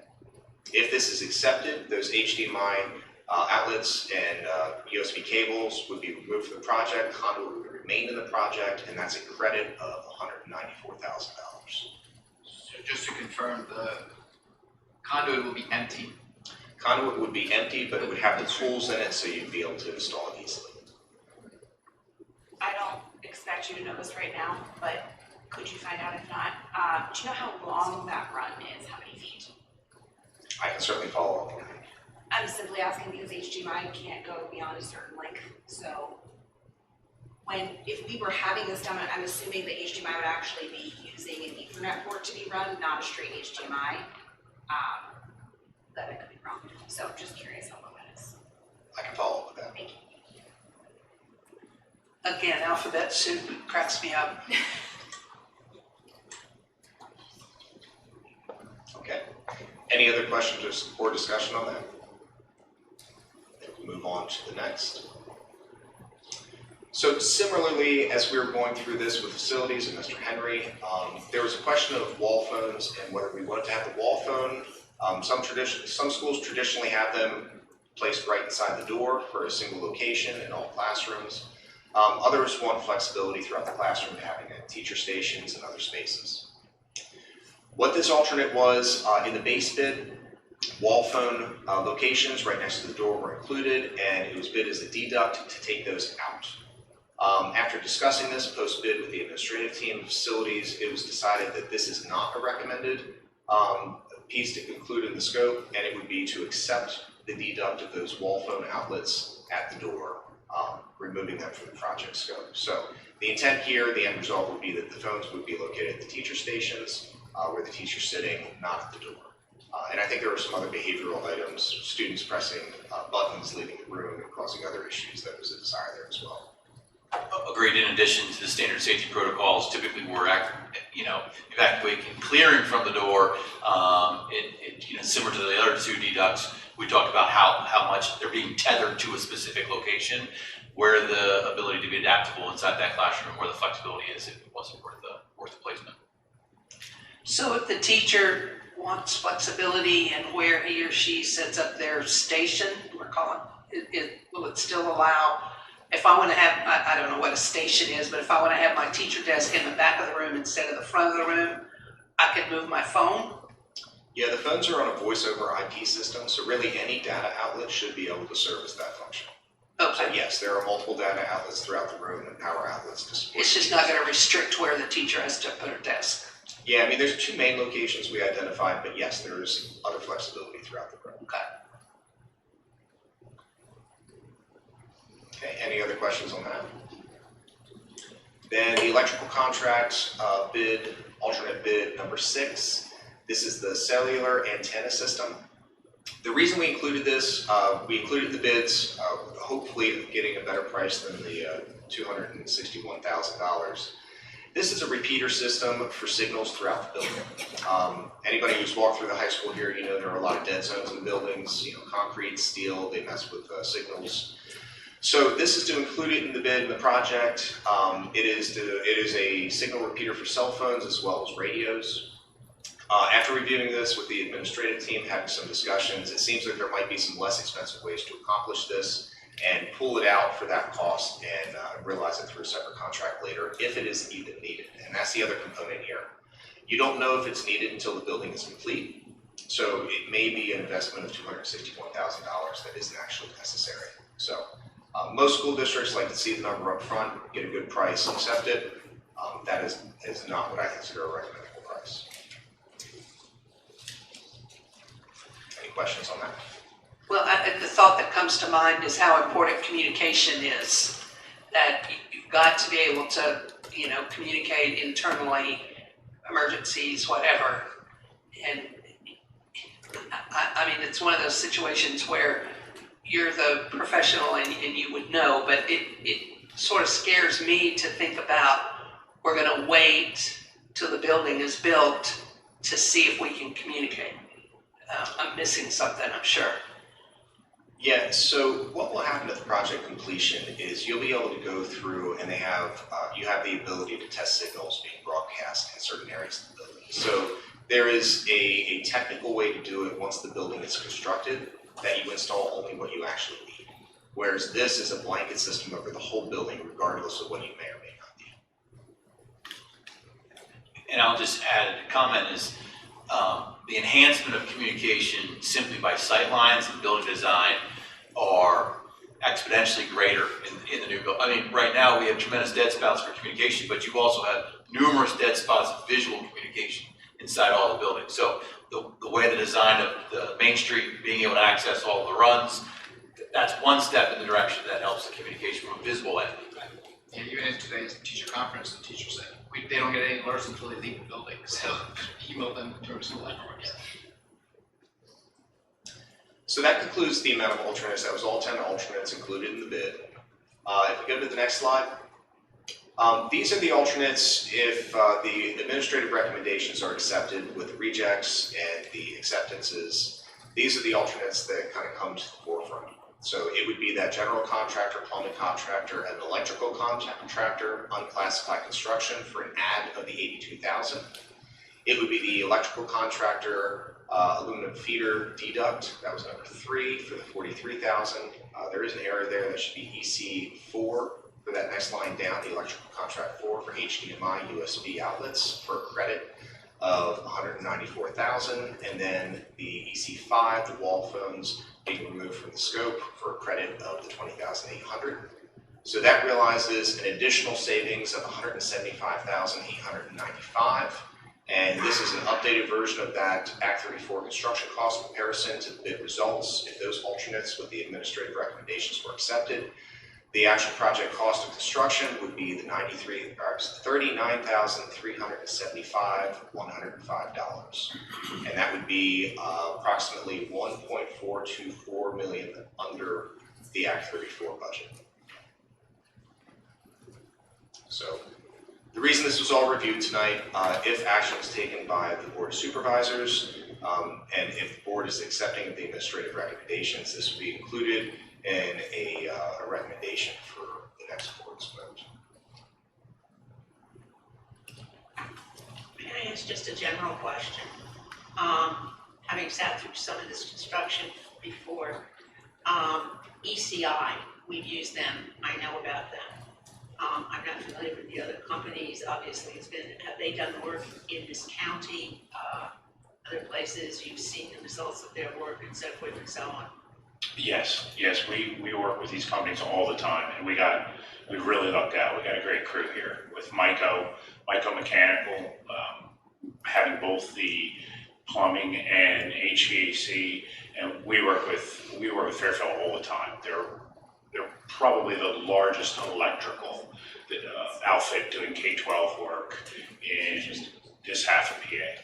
It's interesting, it's a big change from, years past kind of thing. Yeah, really great contractors, lucked out there. They have a good staff of project managers and things like that, seasoned veterans that know what they're doing and when to ask the questions and Absolutely. that kind of thing. Okay, I think that's important. Thank you. Okay, if there's nothing else on the alternate bids, then let's move on to the draft timeline. Since our last update, we've actually had several meetings with the township. It included the township manager, the engineer of the township staff, to review the land development plans and the outstanding comments. We met on 9/30, that was the day following my last presentation, and we also met again on 10/7, that was just last week. That was to the 9:30, we reviewed solutions. 10/7, we confirmed solutions with the engineer, with the staff, and with the township manager. We had discussed at that 9:30 meeting that if we were able to get a revised land development submission to the township no later than 10/8, that was Wednesday of last week, that it has the ability to be on the Board of Supervisors meeting for the 23rd. So K&W did successfully submit all outstanding materials, any revised materials, and we are under the understanding that they have the ability to put us on that next meeting. So we do have that identified, 10/23, Township Supervisors meeting. Again, the supervisors don't publish their agenda until shortly before the meeting, so that's why that's still listed as TBD. If we are able to keep on that track, and again, the discussions in those two meetings, we have come to mutual agreement on solutions. Again, these were reviewed with the township manager, the township engineer, the township staff, and really troubleshot the last couple of items that they wanted to see resolutions on. And as we understand it, leaving those meetings, the solutions reflected in the resubmission are solutions that they would support in the meetings, in the supervisors meeting. So if that goes forward with the 10/23 Township Supervisors approval, we would be back in front of this body on 10/27 for the regularly scheduled meeting and requesting approval of the contracts. Now, moving forward, I have that range there, that 11/17 to 11/24 for the notice to proceed. We do need to accomplish recording of plans. There's a process of signatures and recording, and it is a several-week process with the township after that Board of Supervisors approval that will have to happen. And the building permit also has to be receivable by then. So this is kind of a linear thing. The recording of plan has to happen before the building permit is able to be issued. So as soon as the recording of plan happens, it would be the intent that, or would be our intent to have the township immediately issue the building permit. Both of those are required before the school district, before we can issue the notice to proceed. So that's why those are pulled out as separate items, because they're required before the notification. And then if we were able to accomplish those dates, the project completion is still slated for that July 2027 frame. Questions? So it has the ability to be on the agenda. Has the ability to be on the agenda according to the meetings that we had. If we met those dates, it was their intent to push it forward on that. Okay. But that's no guarantee that it will be on the agenda. I don't know their agenda until they release it. Okay. I would just say, and not to beat a dead horse, but I would say after the experience with the parking spaces. No one is allowed to be surprised anymore about how the township behaves. And I think I'll be as diplomatic as I can. I would just assume tactical behavior from the township and the other township with respect to the high school in your planning going forward. You've seen a black swan now. You can't say you've never seen one before. So that would just be my recommendation to everybody involved, to temper your expectations. So, a couple questions. You had 2 meetings with the well, did you have the meetings, or was it KNW, or was it both of you? The attendees were the township manager, the township engineer, township staff was at the 9:30 meeting, but was out of town for the 10:07 meeting. It was KW engineers, several members of KW, and Crabtree, and I do believe the school district solicitor was also in attendance for those meetings. Okay. And as was Fidel. Okay, so were the 2 of you there, or are you just, that's what I'm asking. By there, it was a virtual meeting. Okay, let me be specific. Were you in attendance, the 2 of you individually, at the 2 meetings that are listed there, or was it representative? Now, I just want to know, am I hearing secondhand? No, you're hearing firsthand. Okay, just want to be clear on what that was. So you are feeling comfortable that the township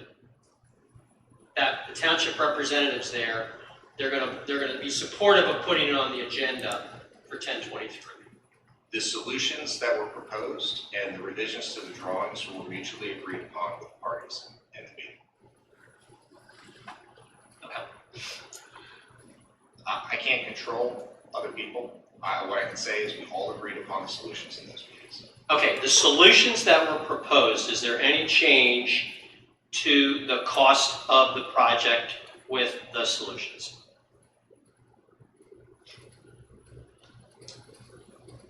Minimal, if any at all. And the only one that I think will have a cost impact is a need to include a generator enclosure that would soften the sound created by the generator to release to minimize the decibel impact on the neighbors.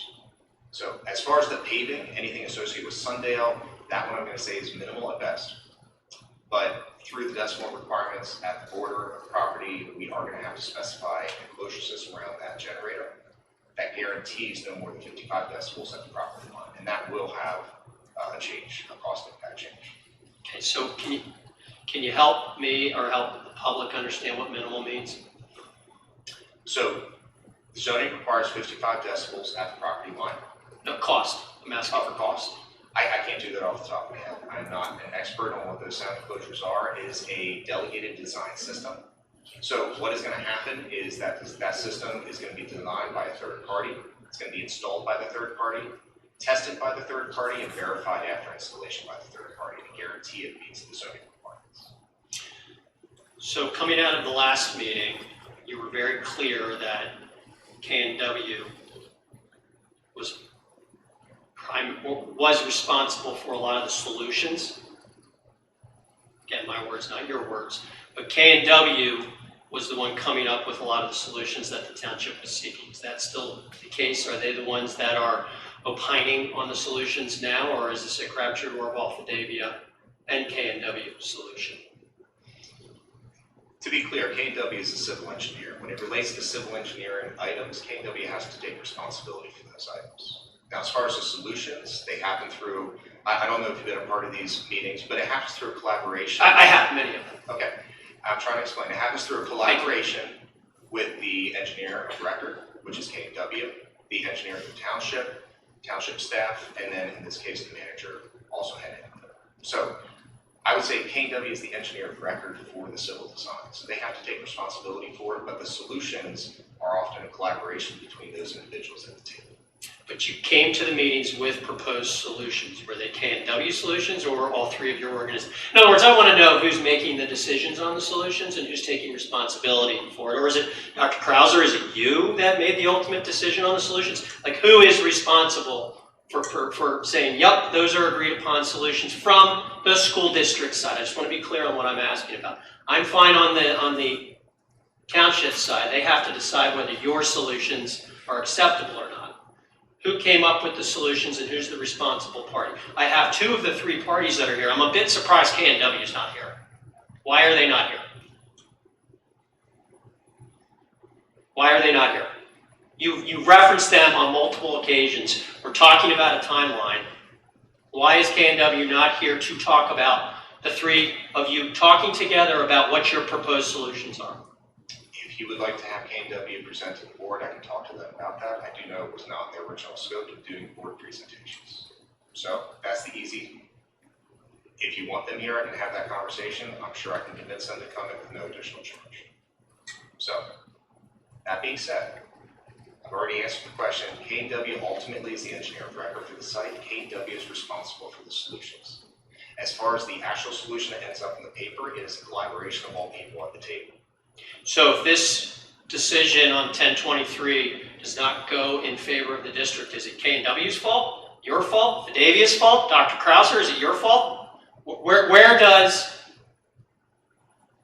the proposed solution not being accepted? Again, I'm just asking because I'm frustrated with this process. And you were clear in the last meeting that it was K&W, it was their opinion that the solution for example, the bus lane, it was their solution, not your solution, it was their solution. And we can go back to the tape and review that. So if this does not go the way of the town or the way that the district wants, who am I looking to say what went wrong? And I don't want an answer of they're the engineer of record. I would like to know who I'm talking to. So to try and keep that from happening again, on the 9:30 meeting, when we met with the township manager and engineer, we kind of brainstormed as a group about what would be acceptable. K&W then made those changes. We left that first meeting with the understanding that if K&W got the changes made and in by the 8th, that we would be able to get on the Board of Supervisors for the 23rd.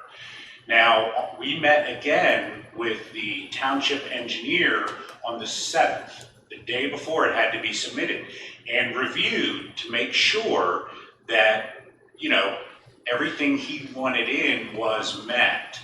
And while he would not commit, we could not get him to commit, he did not seem to have a problem with any of the changes that they made. He was in agreement on those changes that we made. We tried to get an absolute commitment that, yes, this is exactly what you want, what we're getting ready to submit tomorrow, and he would not. Okay, so when you say we, is it the 3 of you? Is it the 4 of you? Who am I talking to? Because last meeting, it was K&W's fault that the solution wasn't right. Who are we talking to? I hope we don't have this conversation. I really don't. But is it you, Dr. Krauser, I'm talking to? Because is that where the buck stops? Is it the board members that are supportive of this project? Who are we talking to if we come to this meeting on 10/27 and we're having a conversation about, we missed that. How did we miss that? Who am I talking to? You're looking where to place the blame if something goes wrong. Where am I finding the solution? Blame is one thing, solution is the other. Well, first I would ask you to please check your tone. I don't think we need to be. No, I'm speaking into the microphone so the public can hear. I don't think we need to be argumentative. I'm seeking information. Who's being argumentative? These are questions, Madam I'm President. seeking information here as to what you are asking. Pretty clear. I'm unclear. Well, let me. Are you looking to who to blame? Let me repeat it to you again slowly. I am looking to know who I'm talking to in the event that this does not go the way that the district would like.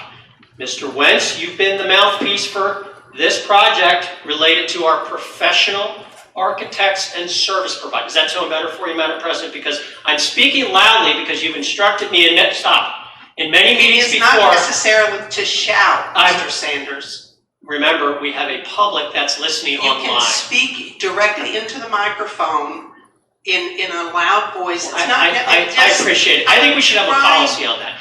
Let me go back again. Stop interrupting me and let me ask my questions. I am asking Dr. Crosby. Again, your tone, Mr. Sanders.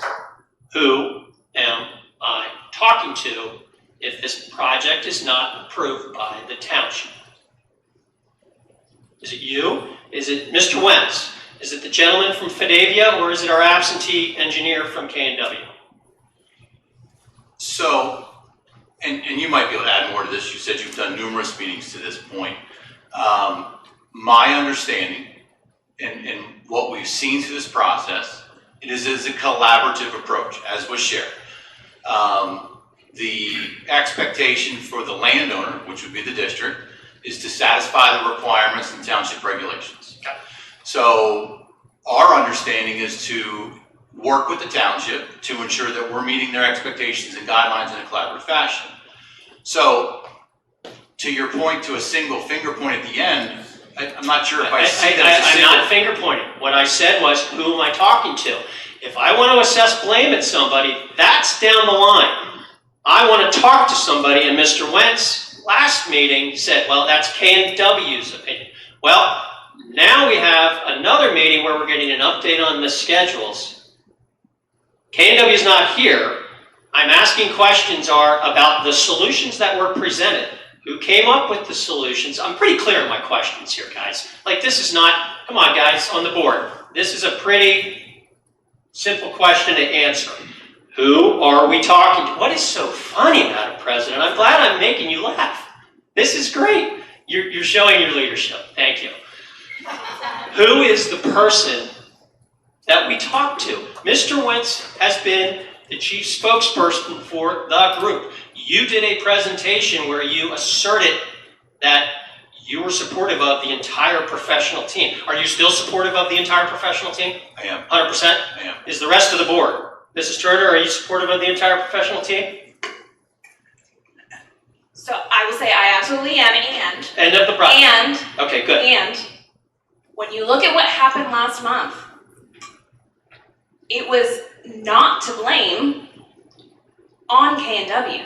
It was to blame on the township for the late notice that what had been given to them wasn't enough.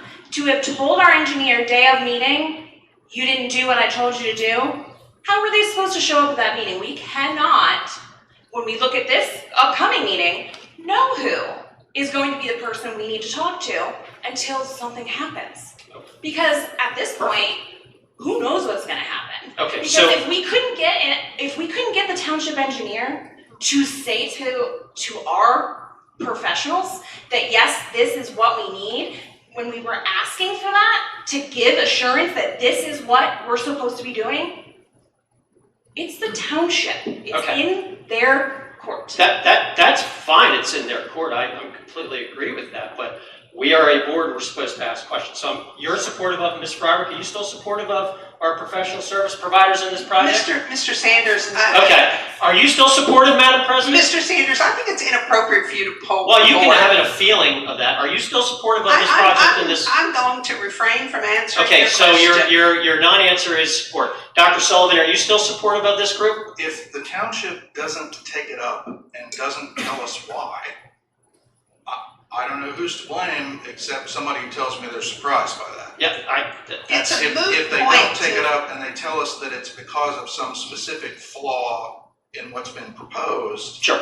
Then we find out who was responsible for suggesting that. I'm just looking at who to talk to. I'm not pointing fingers yet. I'm trying to figure out what went sideways. If your request, Mr. Sanders, is to have the third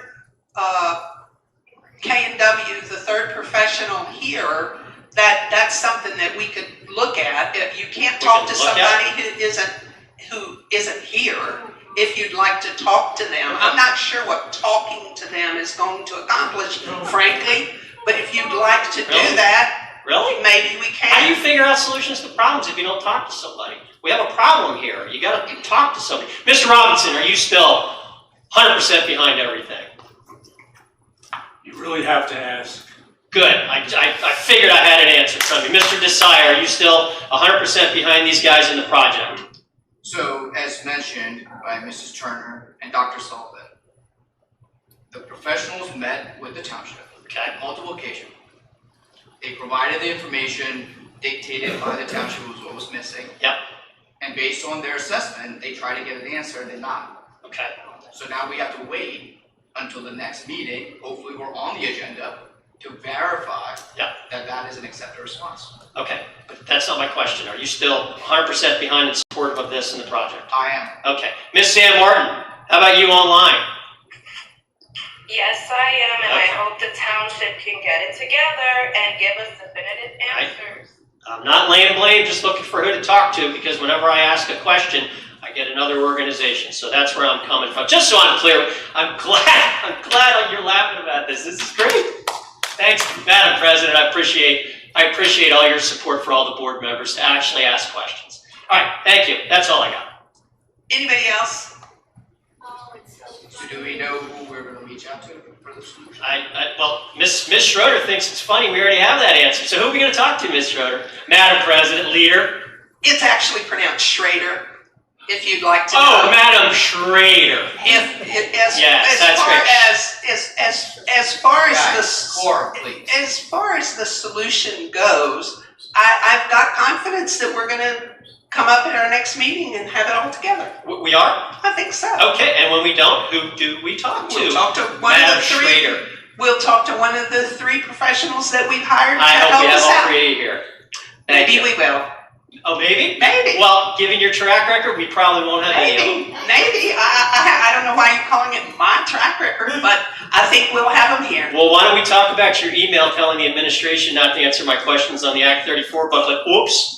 You've said that a number of times. It's your lack of leadership skills. Well, you know, it is what it is. Yeah. Anything else for Mr. Wentz? No, but thank you. Thank you.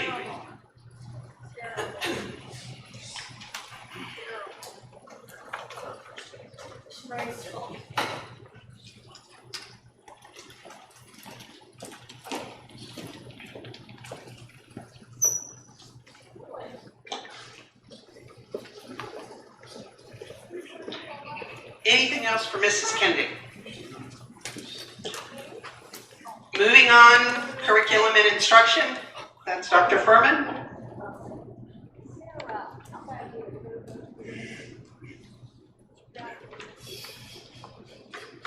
Hi, Dr. Furman.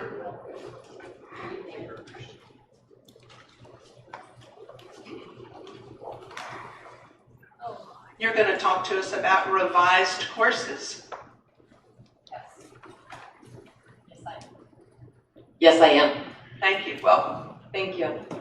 So during my time with the school district, typically the board has approved the request to create new courses sometime in the fall, late winter, and then the standards were a part of that, and then teachers, principals went off, did the curriculum work, and then it was never revisited since then. And so when I say my time in the district, I'm not talking in this role, I'm talking since early 2010. So one of the things that we really are making a point to do is that we want to get in the habit of regularly bringing our Stage 1 curriculum to you to review. We believe that it's just important to keep it updated and for the transparency piece with the public as well. So that's part of the emphasis on the Stage 1 work that we completed last year. The other part of that emphasis, circling back, is the fact that, you know, it's not news to any of you. We've been talking about it for a long time, but we have a large number of our professional staff who will be retiring in the next 5 years. And so we're working really hard to get all of that information that is in their brains, the tweaks that they've made, the things that they have done. We want to get that on paper and get that in that Stage 1 format so that the new teachers that we hire, the new staff that we bring into the district have a strong foundation from which to start from. So to that end, I'd invited Mrs. Herr, who is the K-12 Wellness Content Coordinator, to be here this evening. but she was unavailable. So I'm gonna kind of guide you through the documents that are here for you to review for the next 2 weeks before hopefully we vote for approval. When you look through the K-5 drafts, you're gonna see for some of the courses or units that the dates go back to 2022, 2023. That's when these draft courses and units were first created in the EduPlanet system, okay? The teachers have not been working nonstop on them since then, but when we first got this system, there was some dabbling here and there based on time and different things. But I would say, by and large, as a system, last year with the gift of time that we had with the school calendar, it was an all-out focus to really dive in and work deeply and collaboratively on those stage ones. And so what the routine will be is, as you reapprove courses, I will then go through the process of publishing them through EduPlanet. So then that finalized version of what you've seen and you give your approval to, that's what I then publish on the curriculum blueprint that's available for the public to review and the public to see. Immediately upon that, I will then create a new draft version. So as we go through this process moving forward, the next round of wellness courses will all have a draft born on date of 2025. Hopefully things go well in the next 2 weeks. Okay, so I wanted to kind of get that out in the air for you there so that I could kind of explain away those dates. What happens then when we create that draft, that's where the teachers make their comments, their notes, just different things they want to go back and revisit. So when it's their point in the cycle to formally revisit it, that they can go in and make those changes. Also with the K-5 courses, there were not any significant changes to what Mr. Silliard and Mrs. Childs have been doing. It continues to be based on the course running one day per cycle. Minor adjustments based on their expertise and experience that was approved by Mrs. Herr. Grades 6 to 8 is where you'll see, I would say that had the most significant change, if you will, and that's in the timing. Traditionally, the health part of the wellness curriculum was 20 days. Mrs. Andrews and Mr. Wolf made the request to change the health curriculum to 30 days of their available time. Because right now, students at the middle school take health 2 marking periods a year. And so I'll be honest with you, I kind of scratched my head a little bit because never ever have I had a wellness teacher come to me and say they needed more seat time. And so they made a great presentation of their why to Dr. Snedden and myself. I then took that information to Mrs. Herr, who's the content coordinator, as well as Dr. Adams. He's the administrator who oversees the wellness department. And the gist of it is their why is they feel like in order to go deeper, to give the kids the opportunity to really transfer and apply the skills versus just throw information at them, they needed more time to make that happen.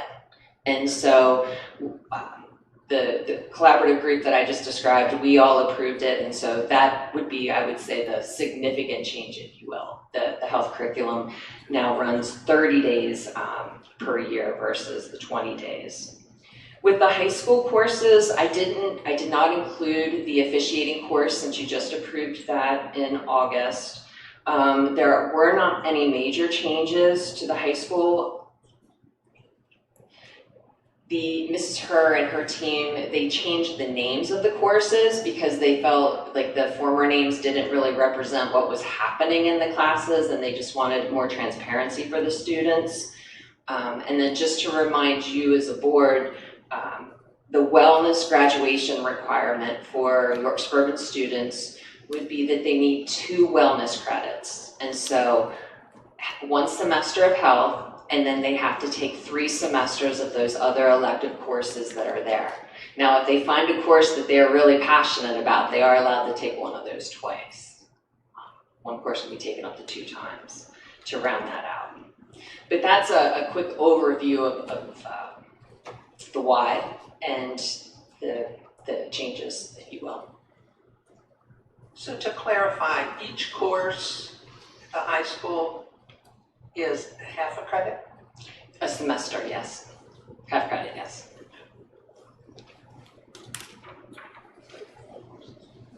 4 courses, 2 years, 2 credits. Sorry if I misspoke there. My apologies.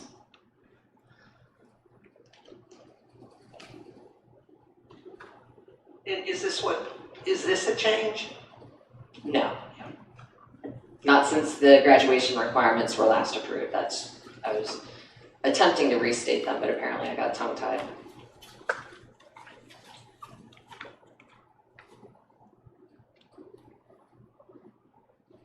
Any other questions? Anything for Dr. Furman? Thank you. Thank you. Dr. Campbell, you're on deck. And as Dr. Campbell's working her way up, speaking of letters, we've been talking quite a bit about MTSS and support systems that have been in place. Dr. Campbell and her team have been doing a great job of kind of building that foundation. We figured today would be a good opportunity to lay that knowledge in place and talk about the work that's been done to date and the work that we're continuing to move forward to ensure that we're meeting the needs of all of our learners. Hi, welcome. Thank you. So tonight I'm going to talk about the multi-tiered system of support, as Dr. Krauser says in the land of education. We refer to that as MTSS. Can you go ahead and advance the slide? Thank you. I know many of you do have a pretty extensive knowledge base about MTSS, so I'm just going to briefly go through some of the key points. And then if anyone wants more information, additional information, please let me know. I'd be more than happy to talk through that with you. So the important thing to remember about MTSS is that it's not a program, it's a framework. And the framework is designed to provide supports to all students, including academic supports, behavioral supports, and social emotional supports. And the system utilizes benchmark assessments, interventions, and then making decisions based on student data. So when you look at the 4 components of MTSS, the first thing we're doing is screening all students and identifying students that need a little extra support academically or behaviorally. Then we're providing plans and implementing supports for those students that do need that additional support, monitoring the students over time, and then using that data to modify or refine the programming for those students.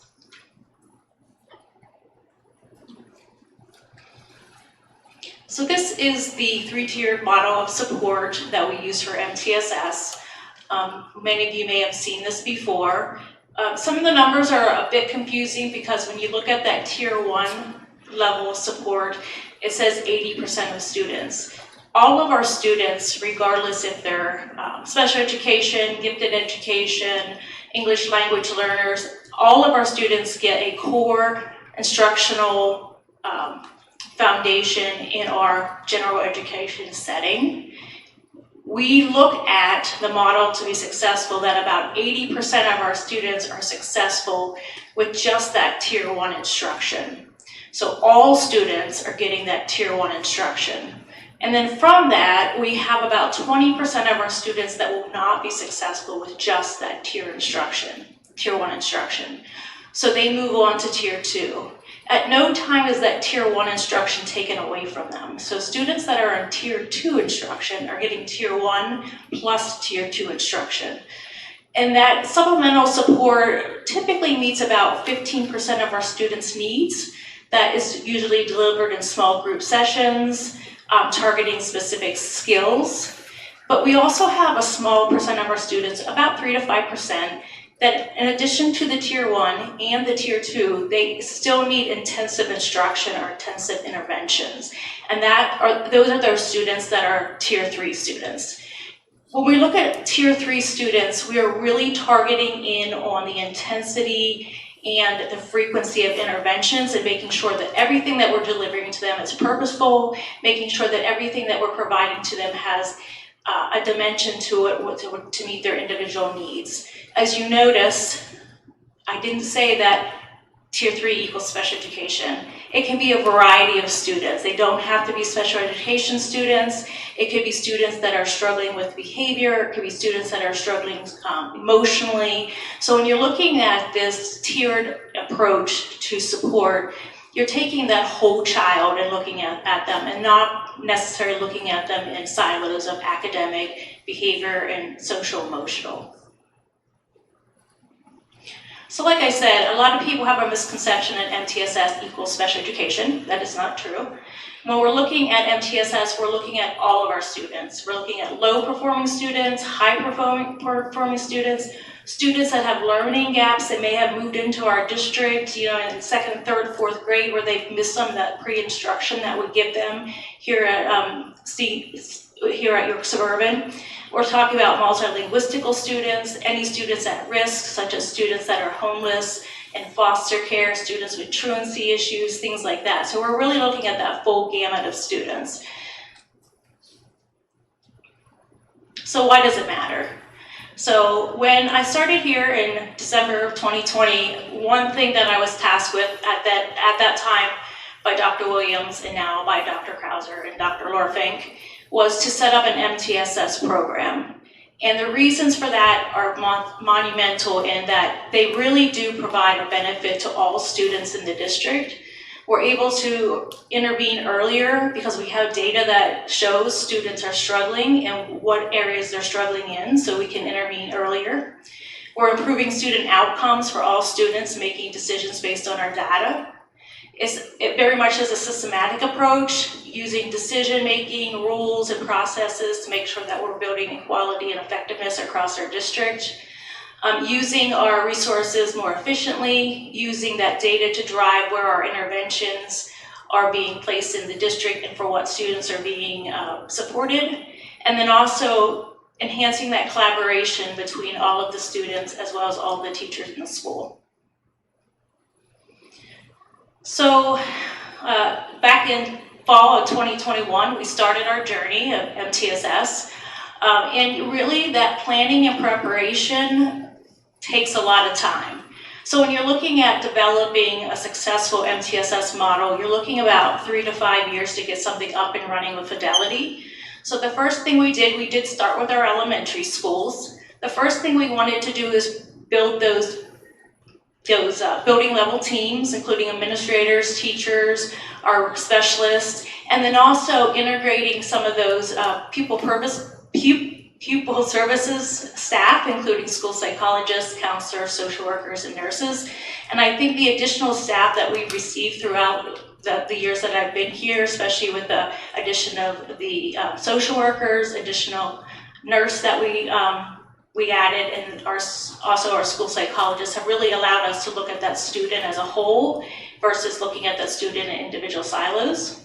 A big part of that preparation is also building buy-in and capacity with your teams, making sure that the teachers understand what MTSS is, looking at it, making sure that they understand their specific roles in the process, and then also making sure they understand how to analyze data, how we're providing interventions, and making sure that we're doing that implementation with fidelity. During that first year, we also established our vision and goals for the district. One of the first things that we did was we did a core curriculum analysis to see where we were. So when we had that triangle that you saw, that about 80% of our students should be successful using just the core curriculum. We were finding that at some of our schools, our elementary schools, we had upwards of 45 to 50% of our students that were actually requiring interventions. So what that tells us is that our core instruction is not providing enough support for those students to fill those learning gaps. And I think that that's one of the reasons that Dr. Furman really undertook the responsibility of looking at our curriculum, looking at where those gaps fall, and making sure that we're filling in those gaps. So we have about 80% of our students that are learning from that core curriculum. And once we are able to do that, then we can provide those students that are not being met through the core curriculum more individualized, tailored interventions to fit their needs. So we did find that we did have quite a deficit in our core curriculum. That was one of the things we found out through our needs assessment. So we're addressing that. The other thing that we found out was that when we looked at our benchmark assessments, were the benchmarks really assessing what we wanted the students to learn? Were they aligned appropriately with the student performance across their grade levels? So we looked at all of those benchmark assessments that we had in our toolbox, and try to align those with what we are truly seeing the students learning throughout the school year. So we looked at a lot of our benchmarks. And then third, we looked at our intervention inventory to make sure that we had interventions that were meeting the needs of all of our students. We found out that some of our students maybe were not necessarily matched with the correct intervention, meaning maybe they had a deficit in reading fluency, but the intervention that they were placed in was like a reading comprehension benchmark. So making sure that we're aligning all of those interventions with what the students need and filling those gaps as well. So after we did a lot of planning and preparation, we really started to implement the program and just establishing those clear processes and procedures, making sure that we had district-wide protocols for screening students, interventions, how we're reviewing the data, and making sure that we had a consistency across all of our schools and our school teams. Also making sure that we were providing a continuum of services for students, providing that Tier 1 instruction, Tier 2 instruction, and Tier 3 instruction based on what the benchmark assessments were providing. And then also not only providing opportunities for remediation, but also for students that require that enrichment piece. And then always constantly progress monitoring and making decisions to make revisions based on what the data was telling us. We also looked at when we were intervening, making sure that we had the right intensity, the right duration and type of intervention for students, and considering moving, how did the students move between tiers? Like how do we decide if a student needed to move to a Tier 2, and how do we decide if a student needed to move to a Tier 3? Looking at refining some of the instructional strategies that we are using formative assessments and providing coaching and resources to address those individual learning gaps that we are seeing for students. And then documenting and communication all of those changes to the families and other stakeholders that work with those students.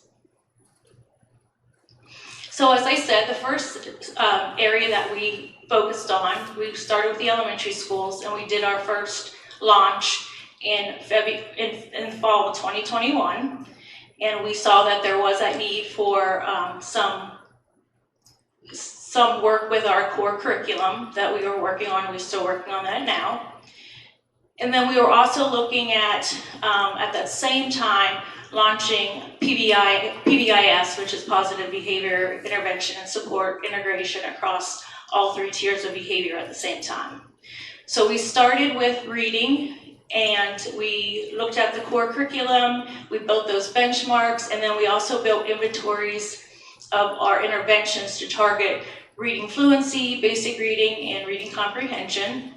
And then once we did that with reading, that was our first year. Our second year, we applied those same concepts to math.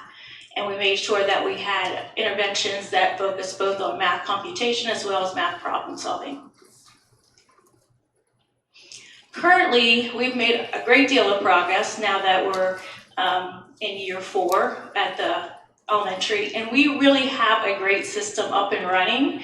Right now, we're working more on refining our processes and the procedures that we have in place. We were able to build district-wide best practices, and we are working on consistently making decisions across all teams. So making sure that if the team at East York, when they're looking at student data, that they're interpreting it and using it in the same way as they are using it in Indian Rock. Currently, for professional development, we're still working on making sure that the curriculum is being delivered with fidelity, and then also looking at how we can effectively encourage classroom teachers to provide interventions that can be provided in a classroom setting versus being pulled out by a reading specialist or a math specialist.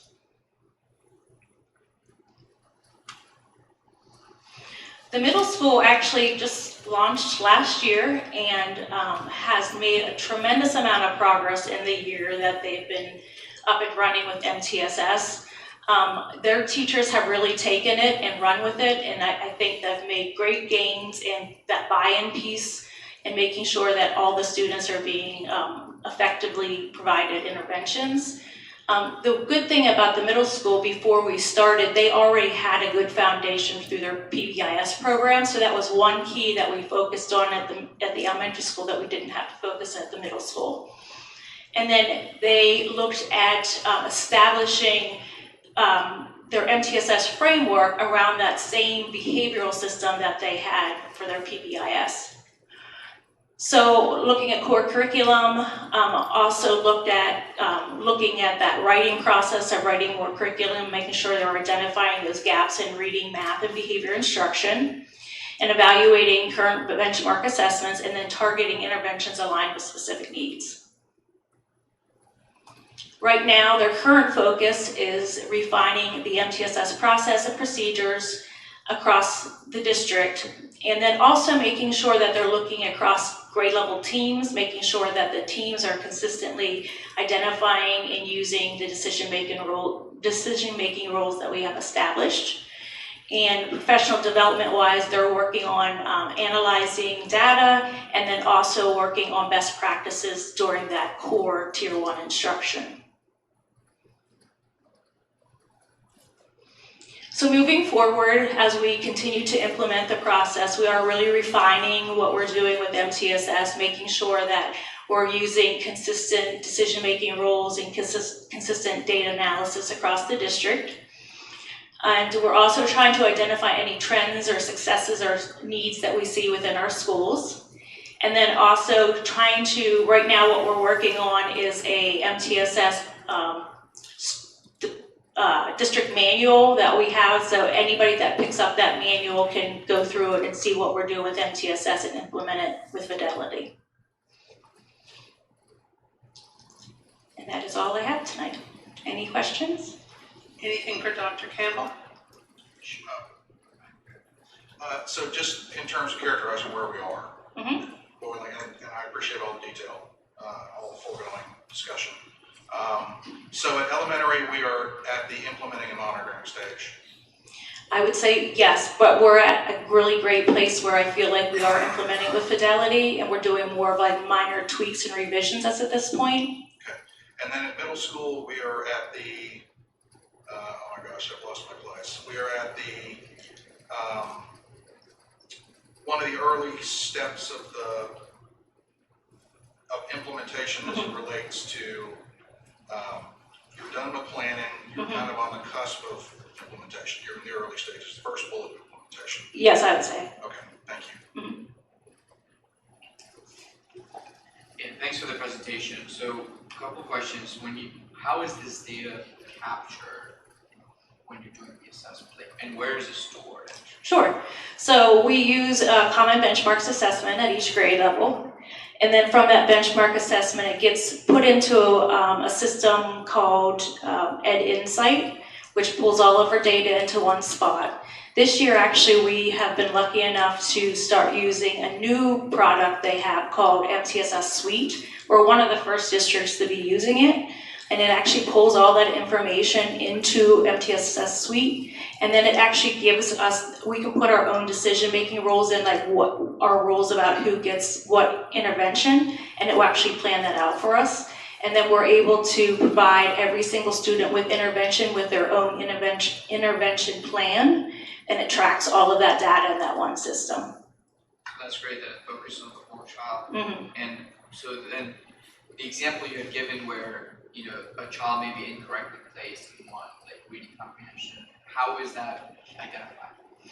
So I think before we really started looking at our intervention inventory, we were putting students in interventions because we knew they needed interventions and not necessarily looking at what the intervention necessarily focused on. But with Dr. Furman and I have been able to go down through those interventions and say, okay, this is the purpose of this intervention.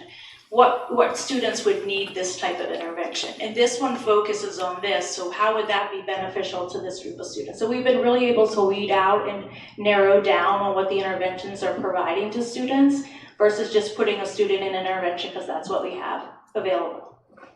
Understood. And that's very helpful. And I'm assuming, with the data points, we would have how many are different tiers currently, how's that trending with the elementary level? So we're still not quite at that 80-20 split. I would say we're closer to a 70-30 split right now, but we're still working on getting it more in line with that 80-20 split. I think the more work we do with our core one instruction is going to be really helpful for us to get closer to where we want to be. A little bit further behind at the middle school, and speaking with Dr. Snedden, I think we're more at like a 66%. So still working with that core instruction, and I think that's why at the middle school we're really focusing on helping teachers with those best practices of what that core instruction should look like. That way we're making sure that we're capturing a lot of those students in that core instruction. So just to confirm, when you started this in fall of 2020, it was 40%. We had one elementary school, we were doing about 50% intervention. So it's trending in the right direction. Oh, definitely, yeah. Thank you. Mr. Sanders? Yeah, and thank you for the presentation. You cover the gamut and you have the measurement, and I always appreciate exactly what's being laid out here. So my first question, and maybe it's just my memory fading on me, school psychologists and measurement and implementing the assessments here. Now, Sydney Tucker left about a year ago. Was her role filled? Yes. Okay, so we have three now. Okay, so is there any more bottleneck, or how is that running through that pipeline? 'Cause that was one thing that we heard from Dr. Campbell and Sydney and So I think when Sydney was here by herself, and even when we just added that second school psychologist, they were doing evaluations for special education all day, every day. Yeah. They're now able to lead our MTSS teams, sit down with them and talk about pre-referral interventions, talking about how to meet students' needs before we even go down that special education route. So they're very much involved in much more than just evaluating students for special education. And what we've seen of that is when we're looking at the evaluations that we've done over the past 2 years or so, the percentage of students that we're testing that are eligible for special education is actually increased dramatically, because we're able to weed some of those students out that don't necessarily need special education, but they need something. And this is the something that they needed. They need that MTSS model. And just with this model, they're able to make that growth. So we never have to go down the road to say if they need special education services. That's great. And do you have a sense as to how many are on the, we'll call it the high IQ gifted side of the equation versus those that need other support services? What's the breakdown there? I don't have a specific percent to share. So this year I do have a little bit more time to focus on something besides special education since Sarah's come aboard, and I'm working diligently with those gifted teachers to weed that out and who's getting what. I think we really need to look at the difference between students that need gifted education and compared to enrichment. And that, again, that's part of MTSS, where there are those students that they might not be gifted or might not need that level of support, but they do need enrichment activities because they're learning at a faster rate than those in their classroom. And a lot of times those students get flagged for gifted, but they might just need some enrichment activities to keep them moving along. Okay, great. And then in terms of social worker, is that part of this process? And the only reason I'm asking is Ms. Jenkins is on the personnel agenda because she's moving on to the next chapter of whatever she's doing. So with Ms. Jenkins being such the spearhead for what arguably has been a success for Suburban, and I've always wanted to figure out how we add more of Ms. Jenkins to the equation. Will that be a bottleneck moving forward? I don't feel like it would be. We have two amazing I think that one thing that we were able to do is bottle a little bit of what Miranda does and pass that on to our younger social workers. Of course, she's going to be a loss to the district no matter when she leaves. But I think that we're in a good place with our other, the other people that we have in that position. Okay. And then the last question is PBIS. That's what positive behavior Intervention and support. Intervention and support. Is it possible, can we do an overview of how, is it funny? You keep smiling, Madam Schrader. I'm just curious, it's funny, this is a serious question. Can we get an overview of PBIS and how it's measured in our district? How is it successful?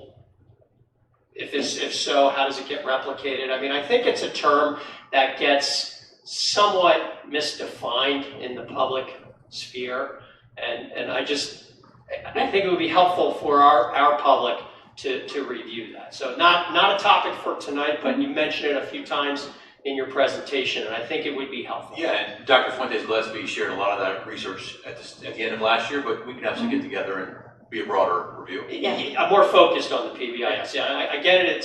I just think it would be helpful. Yeah, Thank you. I think we've done a lot with that as well around. I think Dr. Riddell has done a wonderful job. That's one way she is bringing that commitment from Indian Rock and East York together is through that PBIS program that they're developing. So I think it would be great if we just looked at that at all the different levels. Perfect. Thank you. And again, thank you for all you do. I think you're a valued asset to the district. Thank you.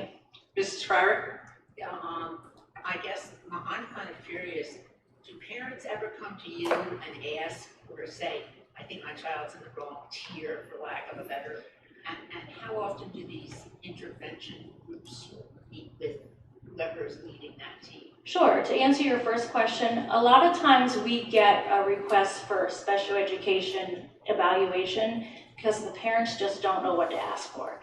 They know their child is struggling and they just know, well, maybe there's special education. But when we sit down and look at the MTSS process with them, they say, that's what I want. That's what my student needs. And we'll show them the student's data. Before we ever start interventions with students, we always reach out to the family to make sure they know that where they are. And then we also have regular meetings with them as well to just show them the progress, to show them that their student's making progress in Tier 2, or maybe that their student isn't making as much progress as we hoped for, so we're going to move them into a Tier 3. So we have those discussions all the time with the parents before we make any changes. And what about the high school? Can you get to that? So high school and MTSS is a little bit of a different beast, and I think that's why we've held off on it as to now. And our focus at the high school really starting last year was the PBIS piece. And like you said, Doc, they've really taken that and run with it and made it something that we didn't have in the district before. So we're really proud of that. And then over time, hoping that we could get the MTSS to the high school level as well. Okay, because it sort of seemed to stop. You went elementary, middle school, and then whoa. Yeah, so that we're still working on building that at the high school as well. To answer your other question, for Tier 2 interventions, it depends on the program. Some programs will specifically tell you in their manual how often you should have it. Some of them say 3 times a week, some say 5 times a week. Typically it's about 20 to 30 minutes when we pull the students into small groups. Small groups can be from 3 to 6 students at a time. And we'll follow the instructions in the instruction manual that tells how often to do that. We definitely, any of those students that are in the Tier 3, they're seeing every day. Every day they're seeing either a reading specialist, a math specialist, or a special education teacher to get those services. Are there things that should be done? And I'm not familiar with the program in its total presentation. But are there things then for the family to be working on with these students? Is that part of the whole? It can be, depending on what the student is working on. I think that we're always sending things home for kids to work on in the evenings. It's even like reading books. I know one thing for like reading fluency, we just tell parents to read with their kids, and that helps tremendously. Or even reading common books with their kids that their kids are familiar with. That really helps with practicing fluency. Thank you. Mr. Robinson? Good evening, Dr. Campbell. I have a two-pronged question, and it's really specific to your tier 3 intensive interventions. I'm going on the premise that a lot of these students have worked their way up to tier 3. Correct. And my question concerns the work that you do with these students, where you've tried everything you know. You're chopping and the chips ain't flying, and the symptoms or the presentation of this child indicates that they may be at serious risk. They may be in danger. What kind of steps are provided for a child in that predicament, a child and family? Sure. So typically when we get to the point where there's a very few number of students that would get into that situation, but that's when we're looking at students and looking at moving them through the special education evaluation process. And through the IEP, that's where we can make modifications for them. So we can do modifications to their curriculum, modifications to their the way work is presented to them, modifications on how they are assessed, different things through the IEP. Would that include provisions for hospitalization at a behavioral health facility? We typically don't make recommendations unless it's a partial program. So if it's a residential program, we typically don't make those. We work with the families to talk to their primary care physician or a psychiatrist to make those provisions. But we can make provisions to like Bridges, which is a partial hospitalization program that they go there during the day, but then they go home in the evenings. But we typically will work through the family to get those supports and services through the family's insurance. Okay, thank you very much. Steve? So as MTSS continues to mature at Suburban, is it going to continue to live essentially with core curriculum, or is the vision to expand it to broader subject areas where you're looking at additional needs or looking at enrichment in areas like science? Typically, we focus on reading and math for that because obviously reading is in every subject. The standard model of MTSS typically focuses on reading and math.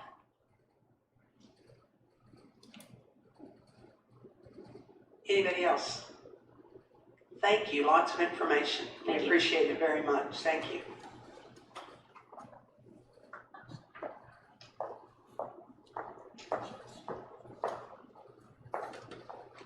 Okay, moving on to our consent items. The consent agenda items are listed below.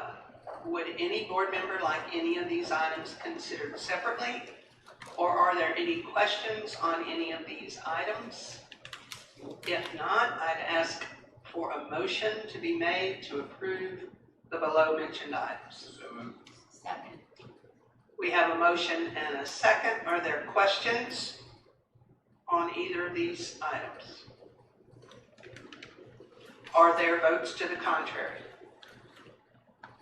Hearing none, they can be considered unanimous. Dr. Lorfink has our new hire given up the ghost. Well, he has, unfortunately. So I just wanted to mention that Mr. Joseph Tomczyk, who is our new payroll and benefits coordinator, he is starting with us tomorrow. Now that we have the official vote from you all. He was here earlier with his wife. They are residents of the district and very excited to be joining our team at the Education Center. Mr. Sullivan, I appreciate the comment you made about the value of our team at the Ed Center while he was here. I'm hoping you heard that. I hear that he is still planning on coming in tomorrow, so that's good. And I did want to mention we have outgoing talent as well. Mr. Sanders also mentioned Mrs. Jenkins, we just want to wish her best as she moves forward. And I do want to thank her for building the team that she has built here. We do, as Dr. Campbell said, have 2 additional social workers. She's built truly a social work team here that we would not have probably without her starting that, building that foundation. Right. So thank you to the board for that support. We have started to look for the new social worker. We have gotten really some really good applicants. We're really pleased with the applications coming in. And I also want to point out the loss of Mr. Eric Smith, who is our maintenance mechanic, who is our HVAC specialist.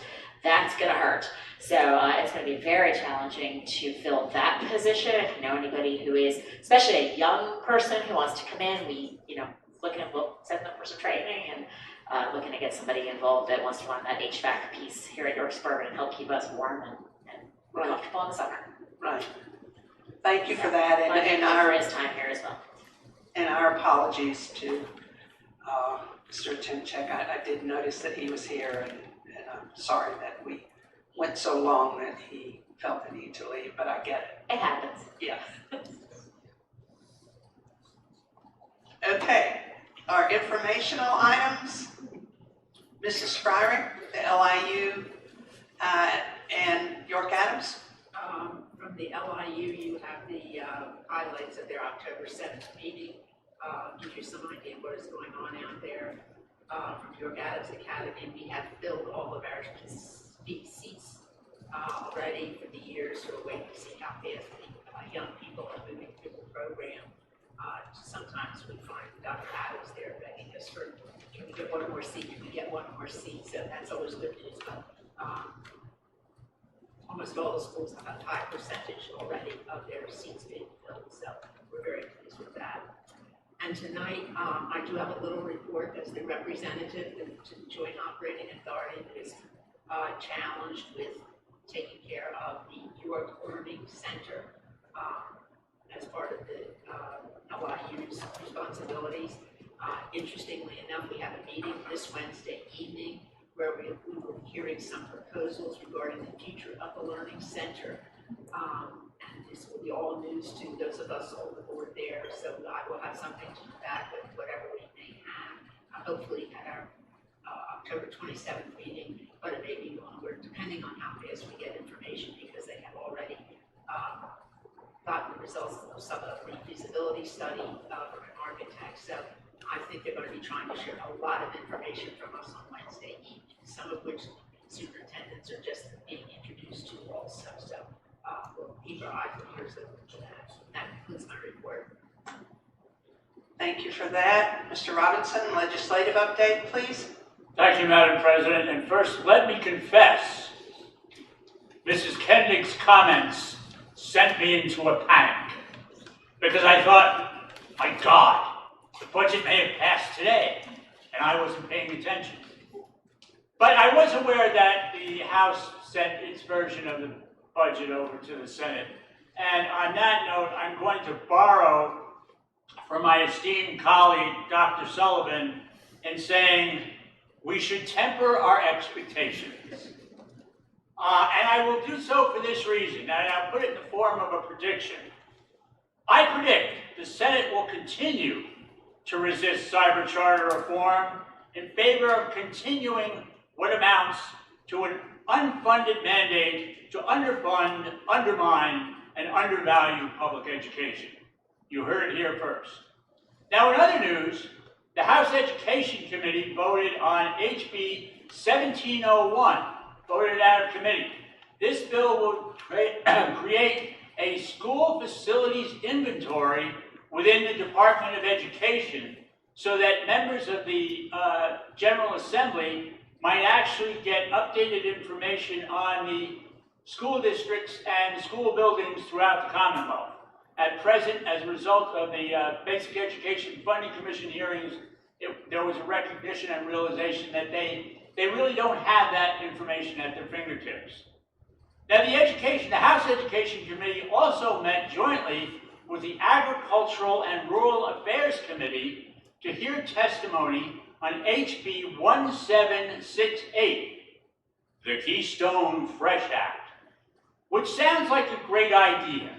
This bill is aimed at having school districts form closer ties with the more than 49,000 small farms in the Commonwealth to provide locally grown fresh produce and supplies for the more than 192 million lunches that are served in the Commonwealth annually, and the 93 million breakfasts served at public schools each year. Now, this sounds like a great idea. Fresh food, yum yum. Except for one thing, and I'm not sure, this seems to indicate the disconnect, at least in my view, of a great idea proposed in the General Assembly and the practicality of it, especially in these current times. So let me put it in the form of a question. If you were a small farmer in the Commonwealth and we're asked to go all in supplying schools. When the General Assembly is 135 days out in approving a budget, and the federal government is shut down, and you don't know when you're going to get paid for this produce, what would you do? I leave us all to ponder that question. In other news, Senate 146, the Weapons Notification Bill requires schools to notify parents and employees of incidents where a student, parent, or other individual are found to be in possession of weapons on school grounds. I believe this bill is headed for the governor's desk. If there are no questions, that concludes my report. Thank you. Mrs. Kindig, is there a York Adams Tax Bureau report? They have not met since our last meeting. Their next meeting is Monday, the 27th of October. Okay, thank you. I have no report for the York County School of Technology. I'd like to recognize our visitors, thank at least the hardy ones who have stayed, and to all who attended. This brings us to our second opportunity for public comment. This public comment period is an opportunity to be heard by the board on agenda items or other items which may reasonably come before the board. Comments are to be directed to the entire board, not one individual board member, administrator, staff member, or to the audience. Comments will be timed and limited to 3 minutes or less. Please note, board and staff members will not normally respond to comments or questions during the meeting. When you hear your name called, please come forward. You do not need to share your name or address before sharing your remarks. Danny Amon, Spring Garden Township. Dr. Berman addressed my question, I'm good. Okay, thank you, he passes. Kathy Schaefer, Spring Garden Township.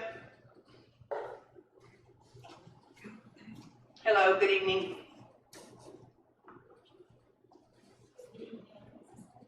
Now it's on. Yeah, I have a few topics I'd like to speak to.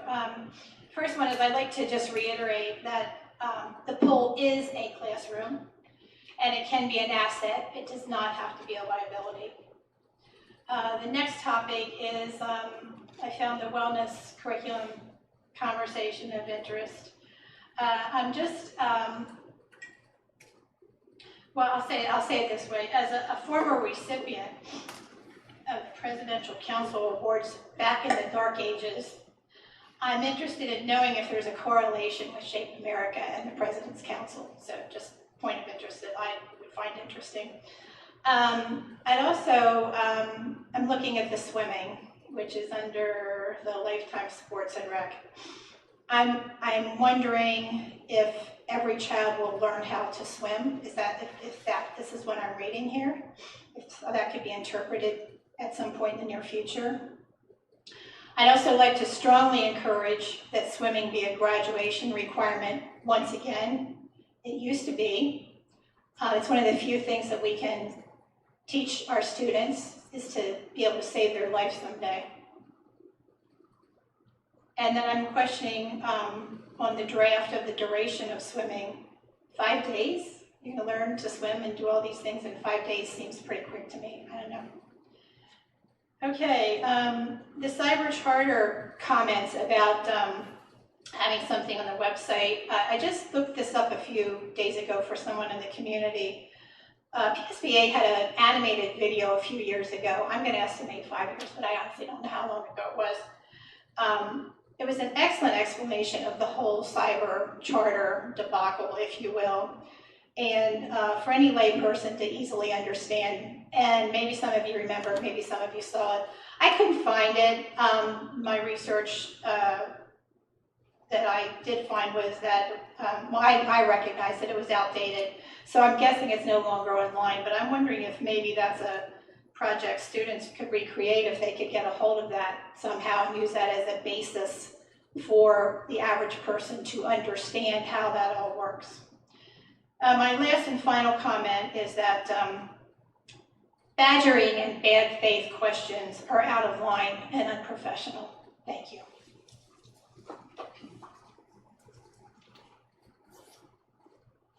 Okay, that concludes our public comments this evening. Members of the board, are there public comments? I have a comment.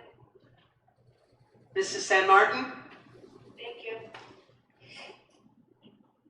I would like to take a moment to address a matter of concern regarding the conduct during our board meetings. While healthy debates and differing perspectives are essential to the decision-making process, it is equally important that we maintain a level of professionalism, respect, and decorum that reflects the integrity of this board and the community we serve. Unfortunately, recent meetings have been marked by interruptions, unprofessional squabbling, and behaviors that detract from productive dialogue and erode public trust. This is not conducive to the respectful environment we strive to uphold, nor is it reflective of the standards expected in this setting. I encourage all members to recommit to civil discourse, active listening, and mutual respect for all parties. Regardless of disagreement, let us work together to ensure our meetings remain a space where diverse ideas are welcomed and considered with dignity. Thank you. Thank you. Anyone else? Why, yes, Madam President. Mr. Robinson? And I have a prepared statement, so we don't ramble. One of the greatest strengths and weaknesses of our country is our collective historical amnesia. Anything that happened last week is history, and anything that happened last year is ancient history, not worth remembering, especially if we can make up a version of the past to suit the needs of the present. This is a good thing for professional historians. It means they will always have a job interpreting the distortions of the past. Such distortions have been going on at York Suburban for quite a while now, pertaining to the district's proposal to build a new intermediate school. Delays in groundbreaking have been laid at the feet of the district's architect and engineers, Dr. Krauser, and those members of the board who believe this project is the right thing to do for current and future generations of students and their families. This is a gross injustice to one member of the community who has given his heart and soul to delaying this project. So journey with me now to yesteryear, when at the York Suburban Board meeting of 26 February 2024, one man articulated his master strategy to obstruct, delay, and bury the district in paperwork and right-to-know requests. Additionally, he implied that he and others would approach the courts to file subpoenas against members of the board for fiscal mismanagement. Since then, this champion of obstruction, delay, and confusion has kept his word. Why? One may well ask. His answer was furnished voluntarily. These tactics were designed to have the architect quit in frustration, the board to question its own decision, and the project to be abandoned.